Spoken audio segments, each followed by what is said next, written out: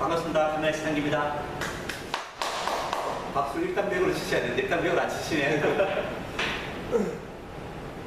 오늘은 그 아이스캔 200% 활용하기 세 번째 시간입니다. 그래서 커넥티드 마케팅 활용에 관한 말씀을 드리고자 합니다. 그래서 지난 5월달부터 쭉 교육한 내용을 말씀드리면은 먼저 자동차 진단의 변화와 스캐너 진단기 활용하는 방법을 5월달에 말씀드렸고요. 주로 이제 스캐너 진단기죠. 6월달에는 정비정보 활용하기와 정비보고서 활용하기를 말씀드렸습니다. 그리고 7월달 오늘은 광고인데 진단기를 이용해서 광고하는 방법을 쉽지 않기 때문에 아이스캔 R을 이용한 커넥티드 마케팅에 관해서 오늘 좀 일부 시간 말씀드리고 2부 시간에는 여태까지 말씀드렸던 내용들을 좀 총정리하는 개념에서 이 마케팅과 관련된 이야기의 한 부분을 1월달부터 6월달까지 그걸 좀 정리해서 요약해서 말씀드리도록 하겠습니다. 8월달은 뭐 다들 여름 휴가 가실 거니까 여름 방학으로 쉬고 9월달부터 이야기할 거기 때문에 오늘 교육이 사실은 1학기 때 1월달부터 7월달까지를 좀 총정리하는 개념으로 2부 시간 진행하도록 하겠습니다. 그것도 이제 열심히 오신 분들한테 방학 숙제도 드리고 선물도 드리기 위해서 제가 뭐 퀴즈를 좀 준비했거든요. 그래서 여러분들이 관심 있는 아이스캔 R이 7월 말에 출시될 텐데 한번 아이스캔 R을 오늘 교육 오신 분한테 한 6개 정도를 퀴즈 맞히시면 드리고 그 다음에 저기 방학 숙제로도 맞히면 6개 정도 드릴 겁니다. 오늘 축승률 낮으면 웬만하면 더 많은 아이스캔을 가져갈 수도 있습니다. 예. 먼저 아이스캔 R 활용하기인데 나눠드린 카탈로그에 보시면은 아이스캔 기능에서 ISCAN이라고 되어 있습니다. 그래서 제가 5월달에 처음 교육했던 부분은 스캐너 진단에서 부분을 제일 먼저 말씀을 드렸습니다. 두 번째 6월달에는 정비정보 I 부분과 C 부분을 말씀드렸습니다. 그리고 이제 오늘은 A와 N을 할 시간인데 사실은 컴퓨터 관련한 소셜 네트워크 정비는 지난 6월달에 카카오톡 사용해서 뭐 정비 보고서 보내는 방법, 클라우드 이용하는 방법들을 쭉 이야기했습니다. 그래서 오늘은 주로 주행 진단기를 이용한 차량 관리와 커넥티드 마케팅 부분을 말씀드리겠습니다. 카탈로그에 보시면은 여기 이제 광고라 해가지고 커넥티드 고객 관리라 되어 있습니다. 사실 저희 카탈로그가 한 4월 말 5월 달부터 나왔는데 아직까지 뭐 많은 정비사분들이 이런 커넥티드 마케팅, 커넥티드 카에 익숙하진 않습니다. 근데 이제 무슨 내용이냐면 기아 자동차에서는 이런 유보 진단 모듈을 이용해가지고 고객 관리를 한다. 그리고 현대 자동차는 오젠 블루링크를 뽑아가지고 고객과 연결해서 관리한다 하는 부분이고 사실은 이런 고객을 연결해서 관리하는 부분에 가장 앞선 회사가 GM 자동차입니다. 미국의 GM. 미국의 GM은 2000년도부터 이런 온스타라는 제품을 가지고서 뭐 에어백이 빵 터지는 사고가 났을 때 자동으로 연결이 돼가지고 긴급 분할하는 걸로 해서 고객을 묶었습니다. 요즘 온스타 사이트 보면은 이런 온스타 단말기를 장착해가지고 주행거리나 이런 걸 해가지고 보험료를 한 50%까지 할인해주는 것까지 연결하고 있습니다. 결국은 이제 고객 차량을 항상 연결해가지고 데이터를 수집함으로 해서 보험료가 50%까지 할인되는 그런 쪽에 활용이 가능한 그 사례입니다. 그래서 이제 이런 자동차 제조사는 유보나 블루링크를 하고 있는데 전문 정비업을 하시는 분들한테는 이런 방법이 제공되지 않기 때문에 카메라에서는 이런 아이스캔 R을 이용해서 커넥티드 마케팅을 하겠다 하는 이야기입니다. 그 다음 소셜 네트워크 부분은 지난달에 말씀드린 바와 같이 이왕 정비 보고서 만들었으면 카카오톡을 이용해서 손쉽게 날려서 고객 관리하십시오. 그리고 이제 사진을 클라우드 서비스 하시고 뭐 팀뷰를 이용해서 서로 정비사분들끼리도 소셜 네트워크 하십시오 하는 말씀을 드렸습니다. 카테크의 광고도 냈던 내용인데요. 이제는 자동차에서 이 영상 블랙박스를 가지고서 사실은 뭐 사고 발생 시에 원인 분석을 하는데 비행기의 블랙박스는 영상을 저장하는 게 아니죠. 자동차의 운행 기록을 쭉 저장하는 겁니다. 근데 이제 유독 자동차에서만 블랙박스 그러면은 영상으로 저장하는 게 당연한 걸로 생각하는데 또 어떤 면에서 여태까지는 자동차로부터 데이터를 받아서 저장하는 기술이 별로 없었기 때문에 영상이 먼저 발전했습니다. 합니다. 근데 이제 아시다시피 급발진 사고나 충돌 사고 났을 때 영상만으로 사고 원인을 분석하는 것은 한계가 있다라고 생각하고, 그러한 사고 분석에 이런 ICMR 데이터 블랙박스가 필요하다는 내용입니다. 그래서 카빅스 단말기는 이런 기능들을 제공하는데, 저희가 7월 말에는 정비사를 위한 주행 진단기 부분을 먼저 실시간 주행 연비 분석 부분을 먼저 출시합니다.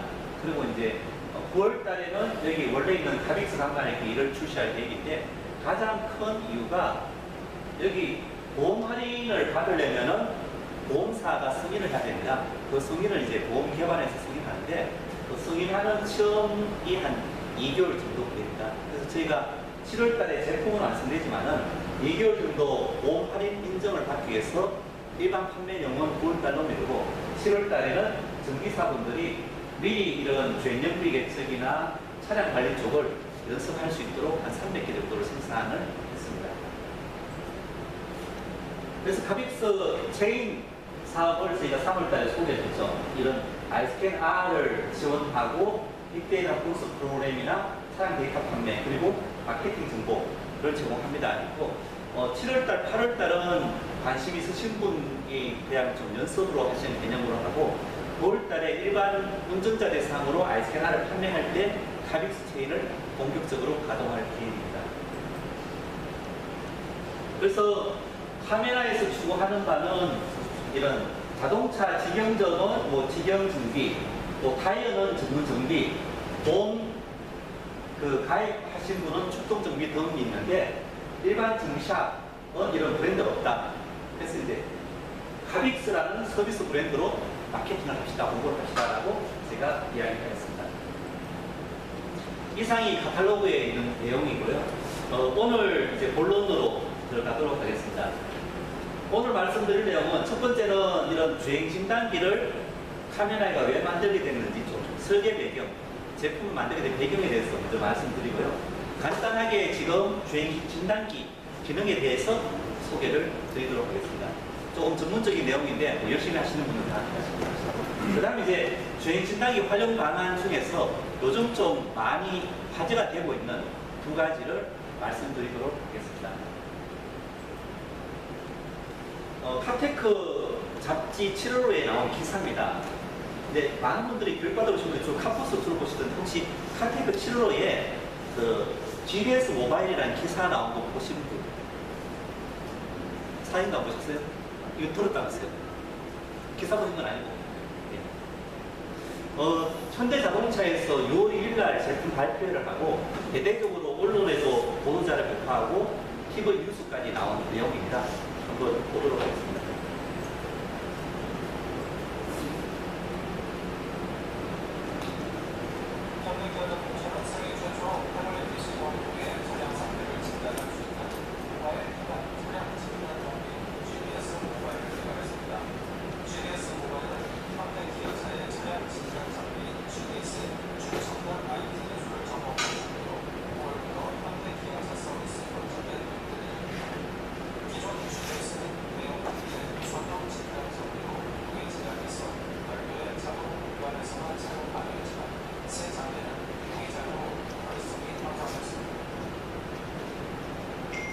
예,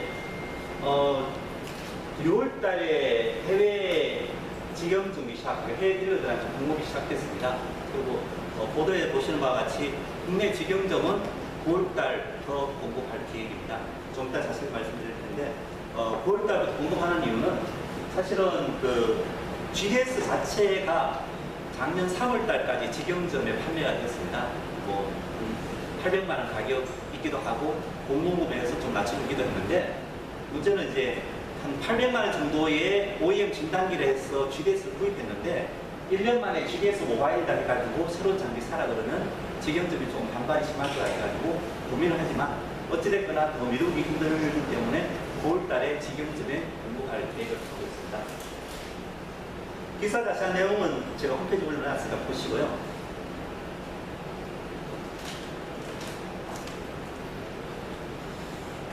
모양은 이렇습니다. 여기 빨갛게 조그맣게 해가지고 아이스캔이 조그맣게 이렇게 나왔을 때 많은 분들이 저게 진단기인가 아이스캔에 익숙하신 분들이 생각하셨는데 이제 현대기아 자동차의 OEM 진단기는 그 아이스캔보다 더 작게 한 반 정도 크기로 나옵니다. 그리고 컴퓨터 대신에 11인치 갤럭시를 사용합니다. 삼성에서 만든. 그래서 이제 이렇게 기능들이 제공될 계획입니다. 기능 비교를 보면은 95년도에 제가 아이스캔을 만들었는데 이때는 뭐 도수 환경은 아니고요. 그러니까 손으로 들고 다니는 그거 롬팩 업데이트였는데 하이비에스 워크스테이션은 사실은 진단기는 아니고 천억기 개념이고요. 10년 뒤 2005년, 6년도에 GDS를 만들었죠. 그래서 이제 VMI 모듈을 이용하고 블랙박스를 이용하고 윈도우 기반이었는데 이제 다시 10년이 지난 2014년도에 안드로이드 기반 블랙박스가 진단되는 GDS 모바일이 출시되었다. 현대기아 자동차에서 거의 10년에 이제 한 번씩 OEM 진단기를 업데이트하고 있습니다. 내용을 보면은 기존의 GDS는 마우스나 키보드를 이용했기 때문에 메뉴가 되게 조밀스러운데 이 GDS 모바일은 여러분이 에이스 태블릿 사용하는데 손가락으로 터치하는 방식이거든요. 하니까 이제 메뉴도 큼직큼직하고 기능들이 많이 단순하게 이렇게 나오고 있습니다. 카테크 잡지 기사에 4페이지를 GDS 모바일로 홍보하고 나서 그 다음에 바로 딸려 나온 게 스마트폰으로 내차 관리한다 하는 내용이 2페이지가 딸려 나왔습니다. 쉽게 이야기해서 현대자동차가 이제는 진단기도 모바일로 옮겨가고 차량 관리도 모바일로 옮겨간다 하는 내용으로 적극적으로 홍보를 하고 있습니다. 저도 깜짝 놀란 게 현대기아자동차에서 OEM 진단기 바꿨다고 그렇게 보도자료 많이 뿌린 꽤 의아한데 제가 옛날에 GDS 나올 때는 그렇게 보지 못했거든요. 여러분이 네이버 검색해가지고 GDS 모바일 두드려보면 언론사 한 30군데에서 보도자료가 쫙 나옵니다. 모든 언론 매체에 다 뿌렸다 하는 얘기예요. 그 이유는 뭐냐면 이제는 진단 방식이 바뀌어가고 있다 하는 것을 열심히 공부하는 그런 취지입니다. 스마트폰으로 차량 관리한다는 내용 자체는 사실은 제가 스마트폰 차량 관리를 말씀드렸기 때문에 특별한 건 없는데 중요한 것은 이제 현대자동차가 차량 진단이 스마트화된다는 것을 강조하고 있다는 의미입니다. 기아자동차가 해외 배포하면서 GDS 모바일을 공식적으로 공부하는 동영상을 만들었습니다. 한 4분짜리 정도 되는데 영어로 됐고 좀 빨리빨리 지나가기 때문에 제가 중요한 화면을 좀 정지 화면으로 보여드리고 마지막에 4분짜리 영어로 된 동영상을 보여드리도록 하겠습니다. 첫 번째 OEM 진단기 역사에서 95년도는 사실은 하이스캔 폴더는 아니고 하이스캔이죠. 하이스캔 핸드헬드 스캐너를 만들었다는 이야기고요. 두 번째로 2006년도에는 이런 정비정보를 받으면서 진단할 수 있는 GDS가 OEM 진단기다 하는 이야기고 2014년도에는 이제는 진단보다도 모바일 기반으로 IT와 결합되는 진단 시스템, 진단이 제일 마지막에 나옵니다. 사실 카메라에서 아이스캔 만들 때 스캐너보다 인포메이션, I가 더 중요하다 할 때는 많은 분들이 갸우뚱하셨을 텐데 현대자동차가 이제 진단보다는 모바일이나 IT가 더 중요하다 그러면 그렇구나 하실 겁니다. 제가 좀 억울한데 너무 틀렸다가지고 어쨌거나 이제 모바일 IT 기반의 진단기다 하는 게 원래 나왔다라고 이야기하고 있습니다. 특징을 5가지로 줄여서 홍보를 하고 있습니다. MC3S 모바일 베이스 커스텀 오리엔티드 심플 스마트 스피드인데 하나씩 보면 다음과 같습니다. 첫 번째로 모바일 기반이기 때문에 아무데나 들고 다닌다. 물론 지금 현재 여러분들이 이제 그 아이스캔에 에이스 태블릿을 들고 다니죠. 한데 여기 이제 새롭다는 거는 GDS 같은 경우는 들고 다니는 개념이 아니죠. 이런 작업대에 고정하고 사용하기 때문에 GDS랑 비교했을 때 이제는 마음대로 들고 다닌다와 또 하나는 이게 갤럭시 탭이기 때문에 와이파이도 되고 블루투스도 되고 또 LTE도 됩니다. 하니까는 아무 데서나 업데이트를 받을 수 있다는 게 가장 큰 차이입니다. 하는 게 이제 모바일 기반이다 하는 이야기고요. 그래서 기존에 자급장만 사용하던 것이 사무실이나 출동 정비에도 사용할 수 있다 하는 이야기입니다. 두 번째는 사용자가 아주 편리하게 GDS 같은 경우는 유선이 있고 했는데 이제 무선으로 다 끝난다 하는 이야기입니다. 그래서 이제 얘가 또 무슨 통신이 되니까 뭐 출동 정비가 되건 어디로 가든 간에 현대 자동차의 서버에 접속해가지고 이 차량에 관한 정보를 받을 수 있다 하는 이야기가 두 번째. 세 번째는 아무래도 모바일이고 손가락으로 터치하다 보니까는 단순해졌습니다. 여기 기존의 GDS는 이렇게 많은 메뉴들을 마우스로 누르는 방식이었는데 이제 GDS 모바일은 손가락으로 큼지막하게 이렇게 선택한다. 물론 제가 한번 자세히 보기는 여기 많은 기능들 중에 일부가 많이 없어졌습니다. 근데 어찌됐거나 단순해졌다. 네 번째는 아주 스마트해졌다. 좀 더 동영상 보시면은 여기에 차량의 이 모듈을 뽑으면 이 모듈에서 차례번호를 읽어가지고 여기 쪽으로 보냅니다. 빈 가지고 하면은 이 진단기가 다시 현대 자동차의 생산 데이터 서버에 그 빈 코드를 쫙 보냅니다.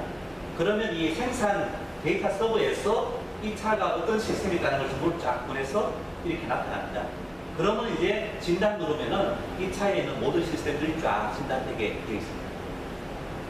여태까지는 꽂고서 뭐 시스템 선택 뭐 있고 뭐 있는데 그럴 필요가 없어가지고 아주 스마트해졌다 하는 이야기입니다. 다섯 번째는 속도가 아주 빨라졌다 하는 얘기입니다. 여기 집에서 사용하시는 거 아시죠?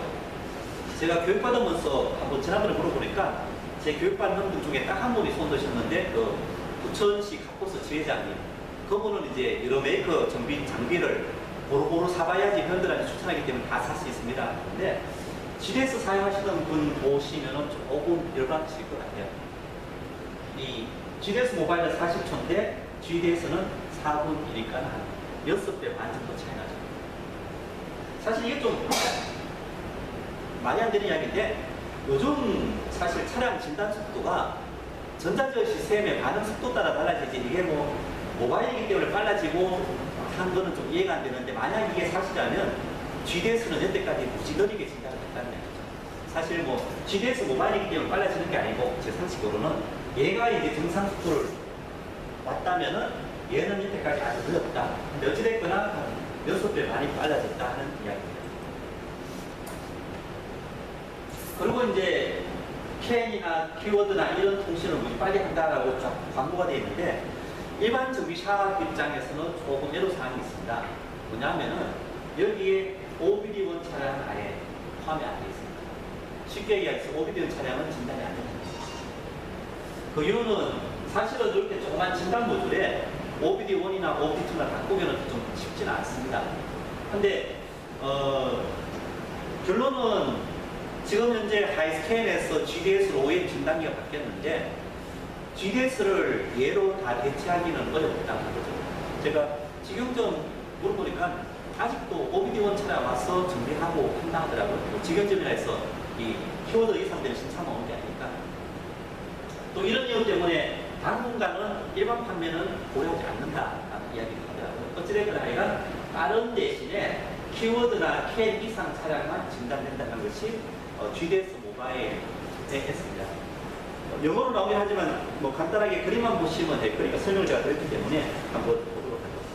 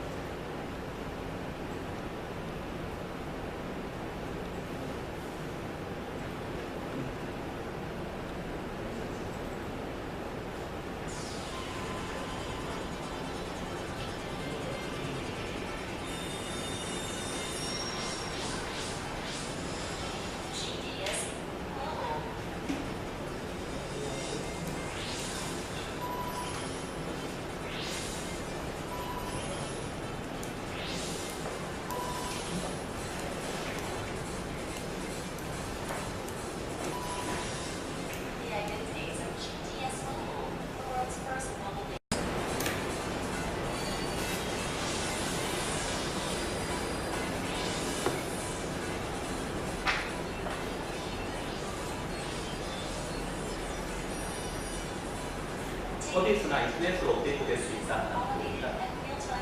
이거 따라가려면 저희 이제 에이스 태블릿도 이 LTE 모뎀 같은 거 꼽아야 될 것 같습니다. 그러면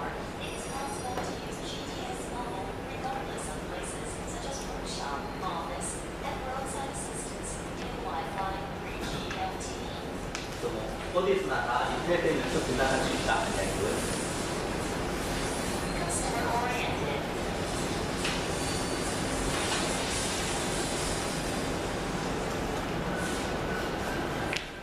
사실 GDS가 여기 무선이고 여기 무선인데 무선을 강조하기 위해서 이제 선이 다 없어졌다.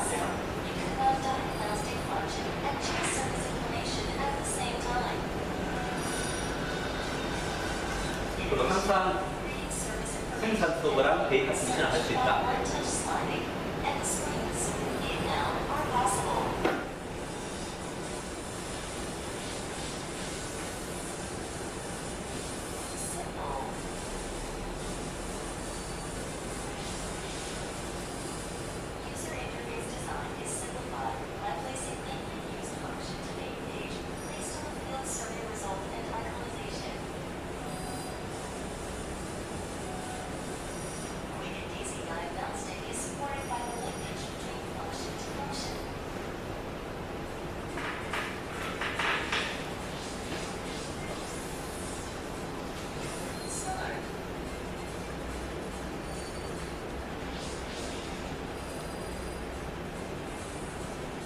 여기 보시면 이제 차례 번호가 이제 날아가고 이 차례 번호가 다시 전송하면은 센서 서버에 날아가가지고 센서 서버에서 차량 시스템 정보를 보내주면은 그 정보가 쫙 나와가지고 시스템이 어떤 게 있다고 하게 됩니다.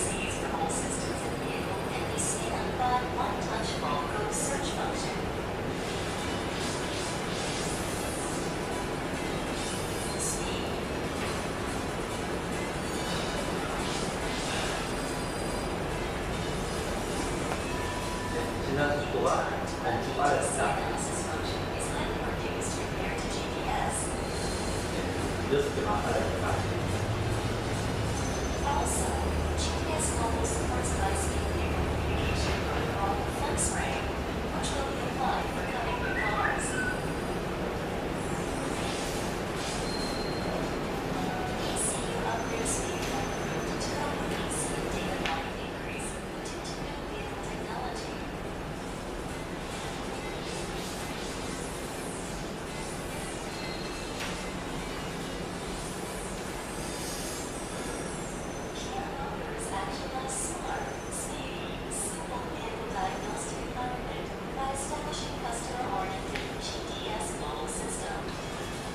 사실 예전에는 이런 진단계 만들면 현대자동차가 적극적으로 공고를 하고 있는데 이번에는 기아 자동차가 공식 동영상도 만들고 아주 적극적으로 공고를 하고 있습니다.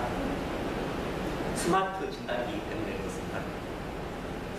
일단 GDS 모바일에 대한 내용을 말씀드렸는데 제가 1월 달에 진단기의 5세대라는 이야기를 또 제가 좀 처음 꺼낸 이야기가 많죠. 커넥티드 마케팅도 그렇고 5세대 진단기도 그렇고 했는데 그때 교육을 하면서 제가 좀 이상하다 생각했던 부분이 OEM 진단기가 정비정보랑 진단하는 이 3세대에서 카메라에는 모바일로 옮겨가고 주행 진단으로 옮겨가는데 이상하게 GIT는 작년 가을쯤 오히려 2세대로 옮겨가서 이상하다라는 이야기를 한 적이 있습니다. 그리고 오히려 이제 5세대에 해당되는 유보 서비스는 유디텍이라는 다른 업체가 만들었다는 이야기가 있습니다. 그런데 이번에 6월달에 출시된 GDS 모바일이 이제 4세대 진단기에 해당되고요. 4세대하고 5세대 부분은 모바일 진단이면서 4세대는 정비사분들이 뽑아서 무선으로 하고 빼고 하는 게 4세대고 그런 면에서는 아이스캔P나 GDS 모바일이나 다 같이 정비사가 뽑았다 뺐다는 개념이고요. 5세대 진단기라는 것은 아예 운전자 차에 꼽아가지고 차가 나가게 한다 하는 게 5세대입니다. 그런 의미에서는 카메라에서는 4세대와 5세대를 했는데 이제 GIT에서는 2014년에 세계 최초라고 하면서 이제 GDS 모바일을 출시하게 됐습니다. 여기 조금 낯선 그림이 있는데 저희도 사실은 이제 4세대 진단기 아이스캔P를 한 번 더 업그레이드해서 저희들도 한 8월 말 9월 달에 출시할 계획입니다. 이 사연은 좀 이따 말씀드릴 텐데 어찌됐거나 뭐 우리 아이스캠핑 하는 수준으로 GIP가 따라왔기 때문에 이번에 저희들은 아예 예보다 좀 더 앞선 개념의 진단기를 정비 사용으로 출시할 계획입니다. 근데 이제 제가 오늘 아이스캠 광고 홍보 이야기할 시간인데 이런 현대기아 자동차 OEM 진단기를 이야기하는 이유는 뭐냐면 이제는 자동차 정비가 그냥 정비 정보를 받아서 정책하는 시대에서 모바일로 옮겨가고 있다는 이야기입니다. 또 좀 이따 제가 말씀드릴 건데 이 아이스캐너를 가장 많이 팔 대상이 뭐냐면은 자동차 안에 아이폰이나 구글폰을 장착한 차 대상입니다. 하면 이제는 자동차가 이런 안드로이드 OS나 애플 OS가 들어가기 때문에 진단기도 그런 식으로 발전해 나간다 하는 거고, 그래서 현대자동차가 내년에 아이폰 탑재된 LF 소나타 2015년식이 나온다 했을 때 진단기부터 먼저 모바일로 바꾸자 해서 사실은 아주 급하게 발표를 한 걸로 알고 있습니다. 참고하시고요. 이런 배경에서 저희가 주행 진단기를 뭐 작년부터 사실은 했었고, 저희도 원래 이제 8월달, 9월달에 계속 주행 진단기 또 아이스캔2 이런 쪽으로 만들어낼 계획입니다. 먼저 간단하게 아이스캔 R을 이용한 주행 진단기 기능을 소개해 드리도록 하겠습니다. 사실은 아이스캔 R을 7월달에 출시할 계획을 잡으면서 제가 고민을 좀 많이 했습니다. 첫 번째 구입하실 분들은 정비사분들인데, 정비사분들이 뭐 보온요율제가 어떻고 급발진이 어떻고 하는 거는 별로 느낌이 안 오실 것 같아가지고 정비사분들한테 꼭 필요한 게 뭘까 해서 그 기능을 6월 중순부터 해서 지금 거의 마무리하고 있습니다. 그게 뭐냐면은 자동차를 에너지 관점에서 쫙 잘라서 분석하는 기능을 넣었습니다. 물론 이제 입력하는 데이터는 비클캔 데이터, 10ms마다 나오는 자동차 안의 데이터를 받아서 하는 개념입니다.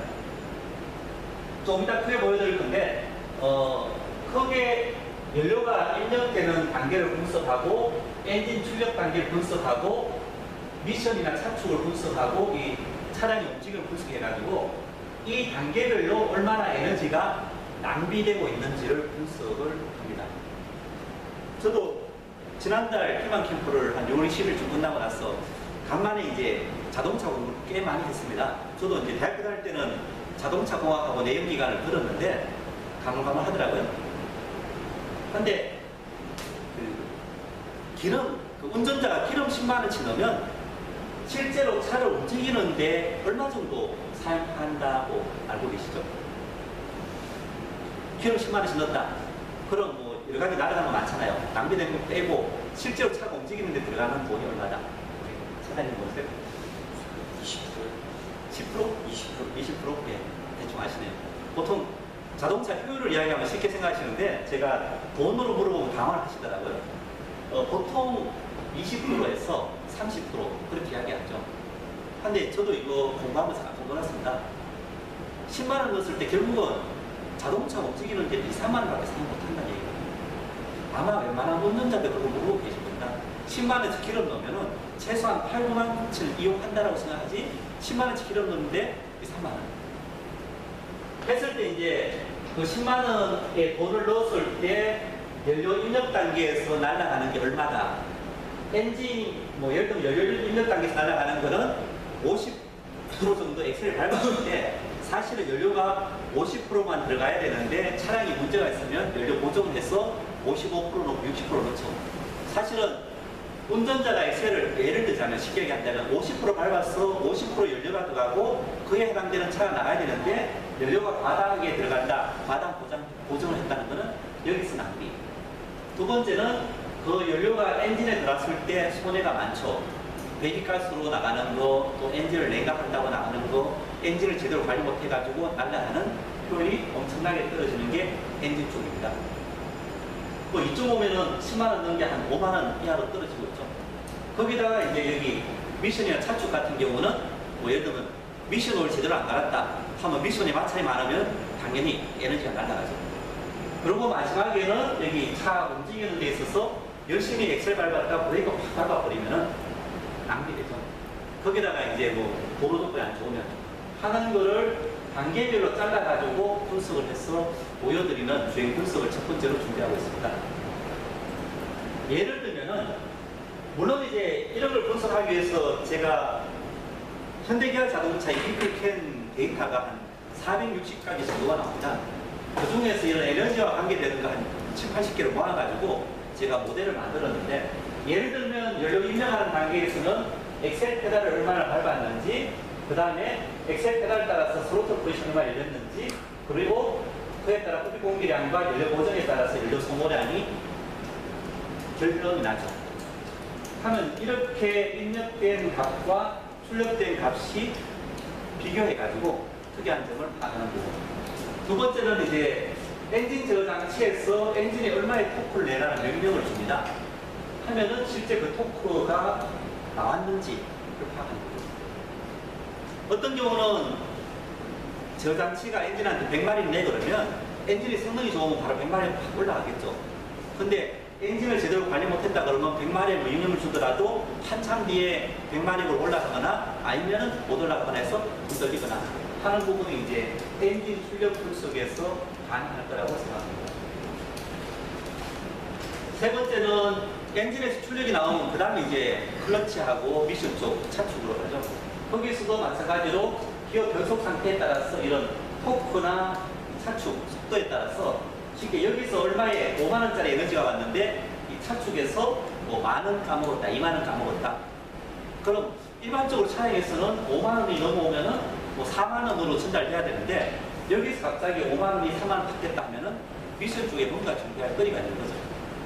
하는 걸 분석하거나, 마지막으로 이제 이런 차축 토크가 차에 왔을 때 차가 쫙 나가야 되는데 브레이크를 밟았거나 아니면은 구름 저항, 공기 저항에 따라서 뭐 구름 저항이나 공기 저항은 어쩔 수 없다 하더라도 뭔가 다른 원인 때문에 차가 속도가 안 나온다 하면은 따져본 부분으로 한 4가지 단계로 나눠가지고 지금 열심히 개발하고 있습니다. 샘플 그래프를 한번 보면 이게 첫 번째로 연료 일몇 단계를 분석한 내용입니다. 일반적으로 뭐 아이스캔이 됐건 뭐 GIT 스캐너가 됐건 스캐너로서 이 엑셀 페달이나 스로틀을 읽어보면 값이 같게 표현되어 있죠. 엑셀 포지션하고 스로틀 포지션. 사실 그 값이 다르게 따로따로 나와야 되거든요. 한데 자동차 제조사에서 이걸 따로 안 내보내주고 있습니다. 진단으로는. 한데 실제로 자세히 보시면 거기 파란 색깔이 엑셀 페달이고 빨간 색깔이 스로틀입니다. 대부분의 경우 비슷하게 올라가지만 특별한 경우에 서로 차이가 납니다. 쉽게 엑셀 밟은 대로 스로틀이 움직이지 않는다는 거죠. 대표적인 경우가 여러분 잘 아시는 크루즈 컨트롤 하는 경우.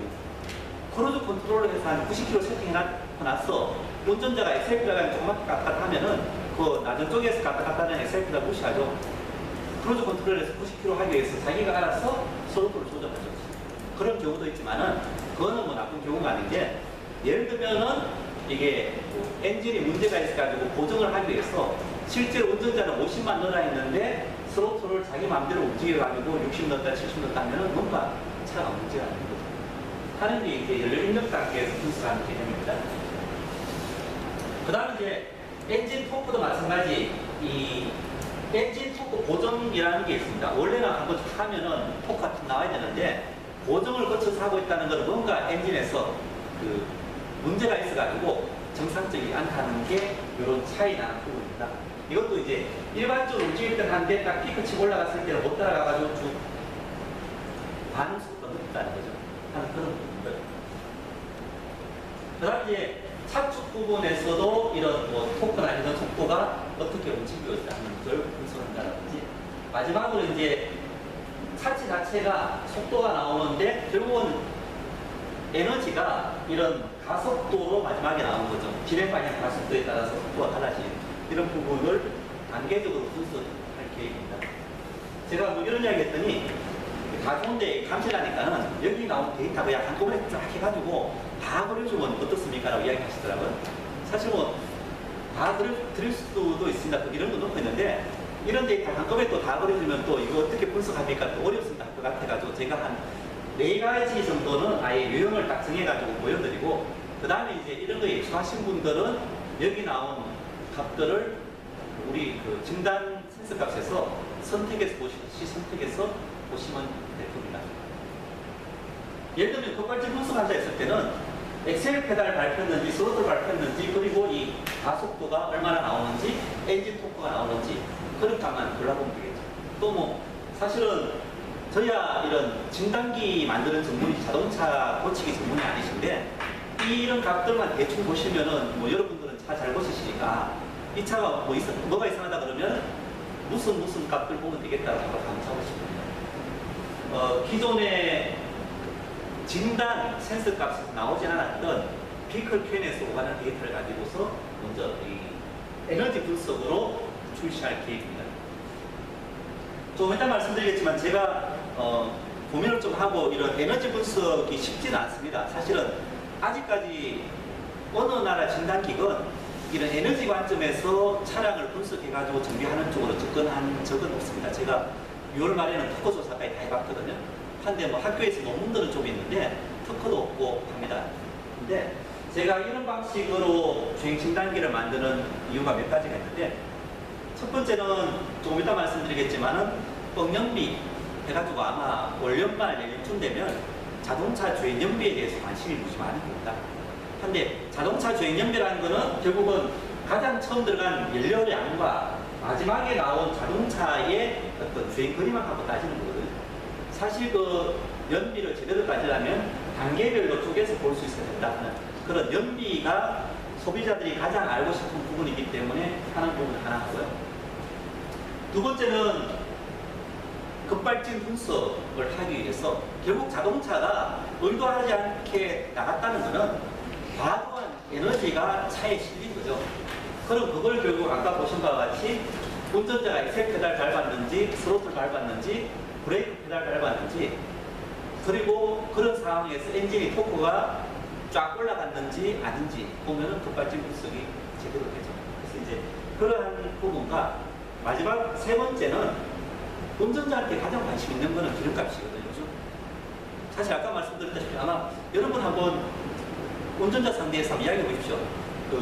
아까 사장님 잘 하시는데 사장님 준비샵은 한 2만 원 밖에 안 되는 모양이죠. 자동차가 뭐 오래된 차는 그럴 수 있겠죠. 뭐 제가 어저께 이야기하니까 40% 아닙니까? 이런 차는 이야기하더라고요. 한데 뭐 신차일수록 또 그런데 어찌됐거나 운전자 입장에서는 10만 원 낸 기름값이 진짜로 한 3만 원 정도밖에 안 된다는 게 깜짝 놀란 일이거든요.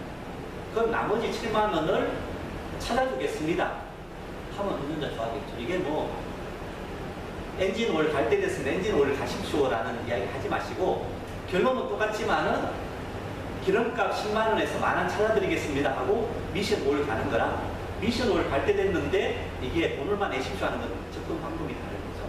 하는 소비자들이 가장 예민한 부분이 기름값이고 연료비이기 때문에 그런 측면에서 제가 이제 주행 진단기를 가장 처음 먼저 이 기능을 하고 있습니다. 주행 진단기에 대해 말씀을 드렸고요. 물론 이제 카메라에서 원래 하기로 했던 카빅스는 그대로 진행합니다. 다만 이제 아까 말씀드린 바와 같이 이런 보험 할인 혜택을 받기 위해서는 보험 개발을 인정받아야 되는데, 뭐 어찌됐거나 다른 기능 다 많다 하더라도 현재 가장 시중에서 많이 팔리는 개념으로는 보험 할인 혜택이기 때문에 저희들이 준비를 하고 있습니다. 현재 사실은 카메라에서는 이런 보험 쪽보다 더 큰 시장으로 보고 있는 것이 스마트카 터미널입니다. 사실은 이제 자동차마다 아이폰이나 구글폰이 들어가기 시작합니다. 하면은 거기에 차량 데이터 주는 쪽으로 저희가 생각하고 있는데, 그런 부분을 보통 이제 스마트카 터미널 또 그렇게 들어가는 것을 카 태블릿이라고 합니다. 이제 여러분도 조금 그런 용어에 익숙해지실 필요가 있을 겁니다. 근데 카빅스는 아이가 그대로 진행한다 말씀을 드리고요. 원래 계획했던 뭐 속도 보험 연비라든지 운전 지수 분석 이런 내용들은 저희들이 진행하고 있는데, 1순위로는 아까 말씀드린 바와 같이 주행 진단 부분을 먼저 해서 7월달 7월 말에 출시할 계획입니다. 네, 세 번째로 드리도록 하겠습니다. 크게 두 가지만 말씀드릴게요. 첫 번째는 이런 스마트 카 터미널인데요. 여기 왼쪽에 보시는 게 2015년 LF 소나타의 그 헤더 유닛 모양입니다. 이게 용어가 참 여러 가지인데 보통 전기사분들이 뭐라고 그러시죠? 물어봐도 딱 이야기 안 하던데 보통 이제 옛날에는 카 텔레비, 내비게이션 뭐 이런 LCD가 있는 이 앞부분을 보통 전기시합에서 뭐라고 하죠? 전문 용어로 뭐 헤더 유닛 그러기도 하고 비디오 플러스라고 하기도 하는데 그래요? 아예 이거는 전기 대상이 아니니까 아예 말도 없는 말 하시는 모양이죠. 예, 어찌됐거나 뭐 하면 이게 헤더 유닛이라 하도록 하죠. 이거 헤더 유닛. 보통 이제 여기 들어가는 뭐 AV 장치 자체 헤더 유닛이라 하는데 한데 전문적인 이야기로는 이 안에 들어가는 애플 제품이 카플레이입니다. 앞으로 여러분이 이제 아이폰만큼이나 카플레이 이야기를 많이 들으실 겁니다. 카플레이. 그리고 이제 안드로이드, 그러니까는 구글에서 이 안에 넣는 거는 구글이 OS만 관심이 있거든요. 안드로이드 오토라고 합니다. 안드로이드 오토. 그래서 아마 여러분들이 올 연말쯤 되면 운전자를 통해 가지고 카플레이나 안드로이드 오토 이야기를 많이 들으실 겁니다. 그런데 모토쇼에 발표한 내용인데 2015년 LF 소나타에는 쉽게 그냥 아이폰이라 하죠. 여러분들이 아직 카플레이 안 하시니까 7인치 화면에 아이폰이 들어간다 라고 발표했습니다. 아이폰이니까 당연히 전화하는 전화기 기능이 있죠. 전화기니까 아이폰이니까 거기에 이제 아이폰에서 많이 하는 음악이나 뭐 쉽게 여러분 제가 또 손들어 해보니까 전기사분들은 아이폰을 한 푼도 안 사용하시고 다 구글 갤럭시 사용하시더라고요. 여기 아이폰 사용하시는 분 계세요? 아, 네. 그럼 사장님 아이폰에 깔린 모든 프로그램이 그냥 자동차에 다 들어갈 수 있다는 거죠. 같은 iOS거든요. 거기에다가 추가해가지고 여기 보시면은 현대마크가 딱 적혀 있죠. 예전에 블루링크나 유보 할 때 스마트폰에서 돌리기 위해 가지고 현대기아자동차가 만든 모든 응용 프로그램들이 이제는 그냥 여기 현대 아이폰 딱 누르면 실행되게 들어갈 거다. 무슨 이해되시죠? 이 아이폰이나 안드로이드 오토가 자동차 안에 들어간다는 것은 크게 두 가지 의미입니다. 기존의 오디오 비디오하고 차이나는 게 뭐냐면 첫 번째는 통신 기능이 기본으로 된다는 거죠. 자동차 안에 통신 기능이 된다는 것은 엄청난 변화입니다. 사실은 2006년도에 그 모뎀이 출시될 때 자동차에 통신 기능이 들어갔습니다. 근데 그때 당시 운전자가 자동차 운전하면서 통신비 문다는 개념이 없었기 때문에 모뎀 가입자한테 1년간의 현대자동차가 통신비를 대신 내줬습니다. 그랬더니 1년 뒤에 이제 기간이 끝나고 나서 운전자한테 통신비 고지서가 날아가니까 운전자 이거 뭐야? 내가 왜 통신비 11,000원을 내? 그래서 대부분 모뎀 통신을 폐지했습니다. 그만큼 운전자가 이런 차량에 뭐 통신 기본료 내면서 데이터를 날리고 받고 하는 거를 원하지 않습니다. 왜냐하면 자동차 제조사야 통신으로 데이터 받고 싶죠.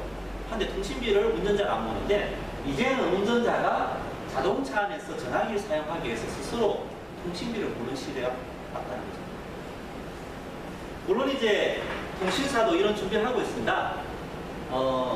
통신 기본료가 항상 문제인데 SK텔레콤에서 제가 지난번 교육 때 말씀드렸는데 전화기 하나 사용하면은 노트북이나 이런 용으로 사용하는 유심을 2개까지 줘가지고 기본료 없이 그냥 데이터 사용하는 걸 합산해가지고 무는 요금제를 만들어냈습니다. 유심 3개 하면은 이제 이런 데 오는 거는 SK텔레콤 요금제로 쓴다면 SK텔레콤 폰에 있는 유심 카드 하나 가지고 여기 하나 뽑아놓으면 데이터 통신은 그냥 기본료 없이 할 수 있다는 거죠. 두 번째 중요한 의미는 이게 애플 OS나 구글 OS가 깔려있기 때문에 여러분 스마트폰에 들어간 모든 프로그램들이 이제 자동차 안에 들어갈 수 있다는 거죠. 이해되시죠? 뭐 아이폰 사용하시는 분은 프로그램 같은 것으로 이야기하시기도 하고 구글도 그렇게 하시기도 하죠. 그래서 사실은 이제 아이폰이 열심히 공부하고 있긴 하지만은 제가 봤을 때는 구글이 더 많아질 것 같습니다. 지금 중국의 오디오 비디오 업체들이 대부분 다 안드로이드 OS를 깐 오디오 비디오를 만들고 있습니다. 왜냐하면 애플 iOS는 짝퉁이 만드는 허락 안 하죠, 애플이. 한데 구글은 안드로이드 마음대로 다 사용해라 하기 때문에 중국의 저가 오디오 비디오 헤더 유닛 만드는 업체들이 안드로이드가 깔린 AV 유닛들을 만들고 있고, 거기에 통신사 유심 카드만 딱 꼽아버리면 바로 통신이 되게 됩니다. 그래서 이제 그런 시대가 왔을 때 현대기아 자동차 입장에서는 여기에 돌아가는 응용 프로그램과 짝을 맞추려면은 이제 진단기도 모바일이다, 안드로이드다 해서 이번에 나온 진단기가 안드로이드 OS입니다. 그러면 안드로이드 기반의 여기 있는 응용 프로그램과 안드로이드 기반의 GDS 모바일에 있는 응용 프로그램이 서로 마음대로 모든 걸 주고받을 수가 있죠. 하는 게 모바일 진단기로 아마 급하게 현대기아 자동차가 발표하고 홍보하는 가장 큰 이유가 이제 자동차 헤드 유닛이 모바일로 가니까는 우리도 정비 서비스도 모바일로 옮겨갑니다라고 홍보하고 있다. 두 번째 이제 좀 의미 있는 사진이 이 오른쪽 사진입니다. 일반적으로 아까 제가 뭐 이걸 뭐라 그럽니까 했을 때 많은 분들이 뭐라 이야기하는지 잘 모르셨거든요. 아마 여기 최소한 뭐 정비를 10년, 20년 하신 분인데, 왜냐하면 여태까지 여기 있는 거는 정비사들이 만질 대상이 별로 아니었죠. 보통은 이제 소비자 전장이라 그러죠. 컨슈머 일렉트로닉스에서 뭐 AV 업체나 내비게이션 업체가 건드리는 파트지 정비사들은 이거 안 건드리고, 정비사들은 건드렸다 하면은 ECU나 TCU나 ABS 같이 자동차 전장 부분을 건드렸죠. 그래서 여태까지는 소비자 전장과 자동차 제조사 전장이 완전히 분리되어 있었습니다. 한데 최초로 그 두 가지가 만났습니다. 뭐냐면은 2013년 신형 제네시스에 내비게이션 나오는 소비자 전장 화면에 스마트 크루즈 컨트롤 정보가 다 나오고 있습니다. 크루즈 컨트롤 어떻게 설정하라는 거예요. 그럼 이걸 이제 좀 더 발전시키면은, 이제는 조금 지나면은 자동차 안에 들어가는 시리즈 아이폰이나 안드로이드 오토에 여러분이 알고 싶어하는 ECU의 센스 값이나 고장 코드가 다 나올 수 있다는 거죠. 기술은 똑같죠. 뭐 크루즈 컨트롤의 상태를 스캐너로 읽는 거나 엔진 저장치의 고장 코드 스캐너로 읽는 거나 사실 기술은 똑같거든요. 다만 여태까지 이런 정보를 이 화면에 띄우지 않는다라는 생각이 있는데, 이제는 띄운다라고 하는 거죠. 하는 게 이제 세상이 바뀌어가고 있다. 그래서 뭐 스마트카가 차가 뭐 엄청나게 바뀌는 게 아니라 결국은 이런 스마트한 태블릿이 들어가고 통신망이 들어감으로 해서 기존에 생각하지 못했던 많은 것들이 바뀐다. 그래서 이제 아이스캔은 사실은 뭐 보험료율제도 있고 국발제도 있고 하지만은 가장 큰 시장은 이런 안드로이드 오토나 아이폰에다가 차량 데이터를 넘겨주는 기능입니다. 카메라가 원래도 정보가제 한 3억짜리 하나 수주했는데요. 요 그림 자체가 이제 그 정보가제 수주할 때 그린 그림입니다. 정보가제 내용이 뭐냐 하면은 이런 스마트카 터미널이 있을 때 운전자가 자기가 원하는 대로 차량을 제어하고 싶다. 그걸 개발하는 게 정보가제였습니다. 그 이유는 뭐냐면 저희 집에 차가 한 대 있는데 보통 3명이 번갈아 가면 운전합니다. 제가 운전하거나 와이프가 운전하거나 아들이 하거나 하는데, 항상 특히나 이제 와이프가 운전하던 차를 제가 딱 앉으면 일단 시트부터 뒤로 쫙 밀고 백미러 조정하고 하죠, 그죠? 그런 운전자에 따라서 달라지는 부분을 수동으로 하지 말고 여기서 하게 해달라는 게 정보가제였습니다. 그래서 이제 여기에 운전자 뭐 1, 2, 3, 4 딱 설정하면 그 1번 운전자가 탔을 때 조정했던 시트 위치나 백미러 위치나 뭐 에어컨 조절하는 방법이나 심지어 음악까지도 아예 딱 세팅이 돼서 출발할 수 있다. 하려면은 얘가 아무리 뭐 아이폰이고 구글폰이고 뛰어난 장비를 하더라도 결국은 특히나 이제 바디 컨트롤 장치에 뭔가 명령을 주고받아야 되겠죠. 그러한 것을 개발하는 기술이 과제가 나와가지고 저희 카메라가 수주했습니다. 또 이제 과제뿐만 아니더라도 앞으로 이런 카 태블릿이 발전하면 할수록 OEM 전장과 이런 소비자 전장을 연결할 수 있는 기능이 폭발적으로 필요할 것입니다. 그래서 이제 화면에 가장 크게 사실 아이스캐너를 판매를 생각하고 있는 부분은 이런 부분입니다. 특히나 이제 앞으로는 이쪽 부분에 뭐 현대 모비스도 올해부터 나오는 신형 모델은 그 최소한 안드로이드 오토 아니면 애플 iOS가 탑재된 헤드 유닛을 갖습니다. 제가 LG전자에 있는 친구한테 들었는데 이제는 OS 없으면 더 이상 납품하지 마. 물론 이제 기존에 계속 생산하던 모델은 바꿀 수 있는데 올해부터 새롭게 출시되는 신형 모델은 무조건 안드로이드 오토 아니면은 iOS다. 기본으로 들어가게 되어 있습니다.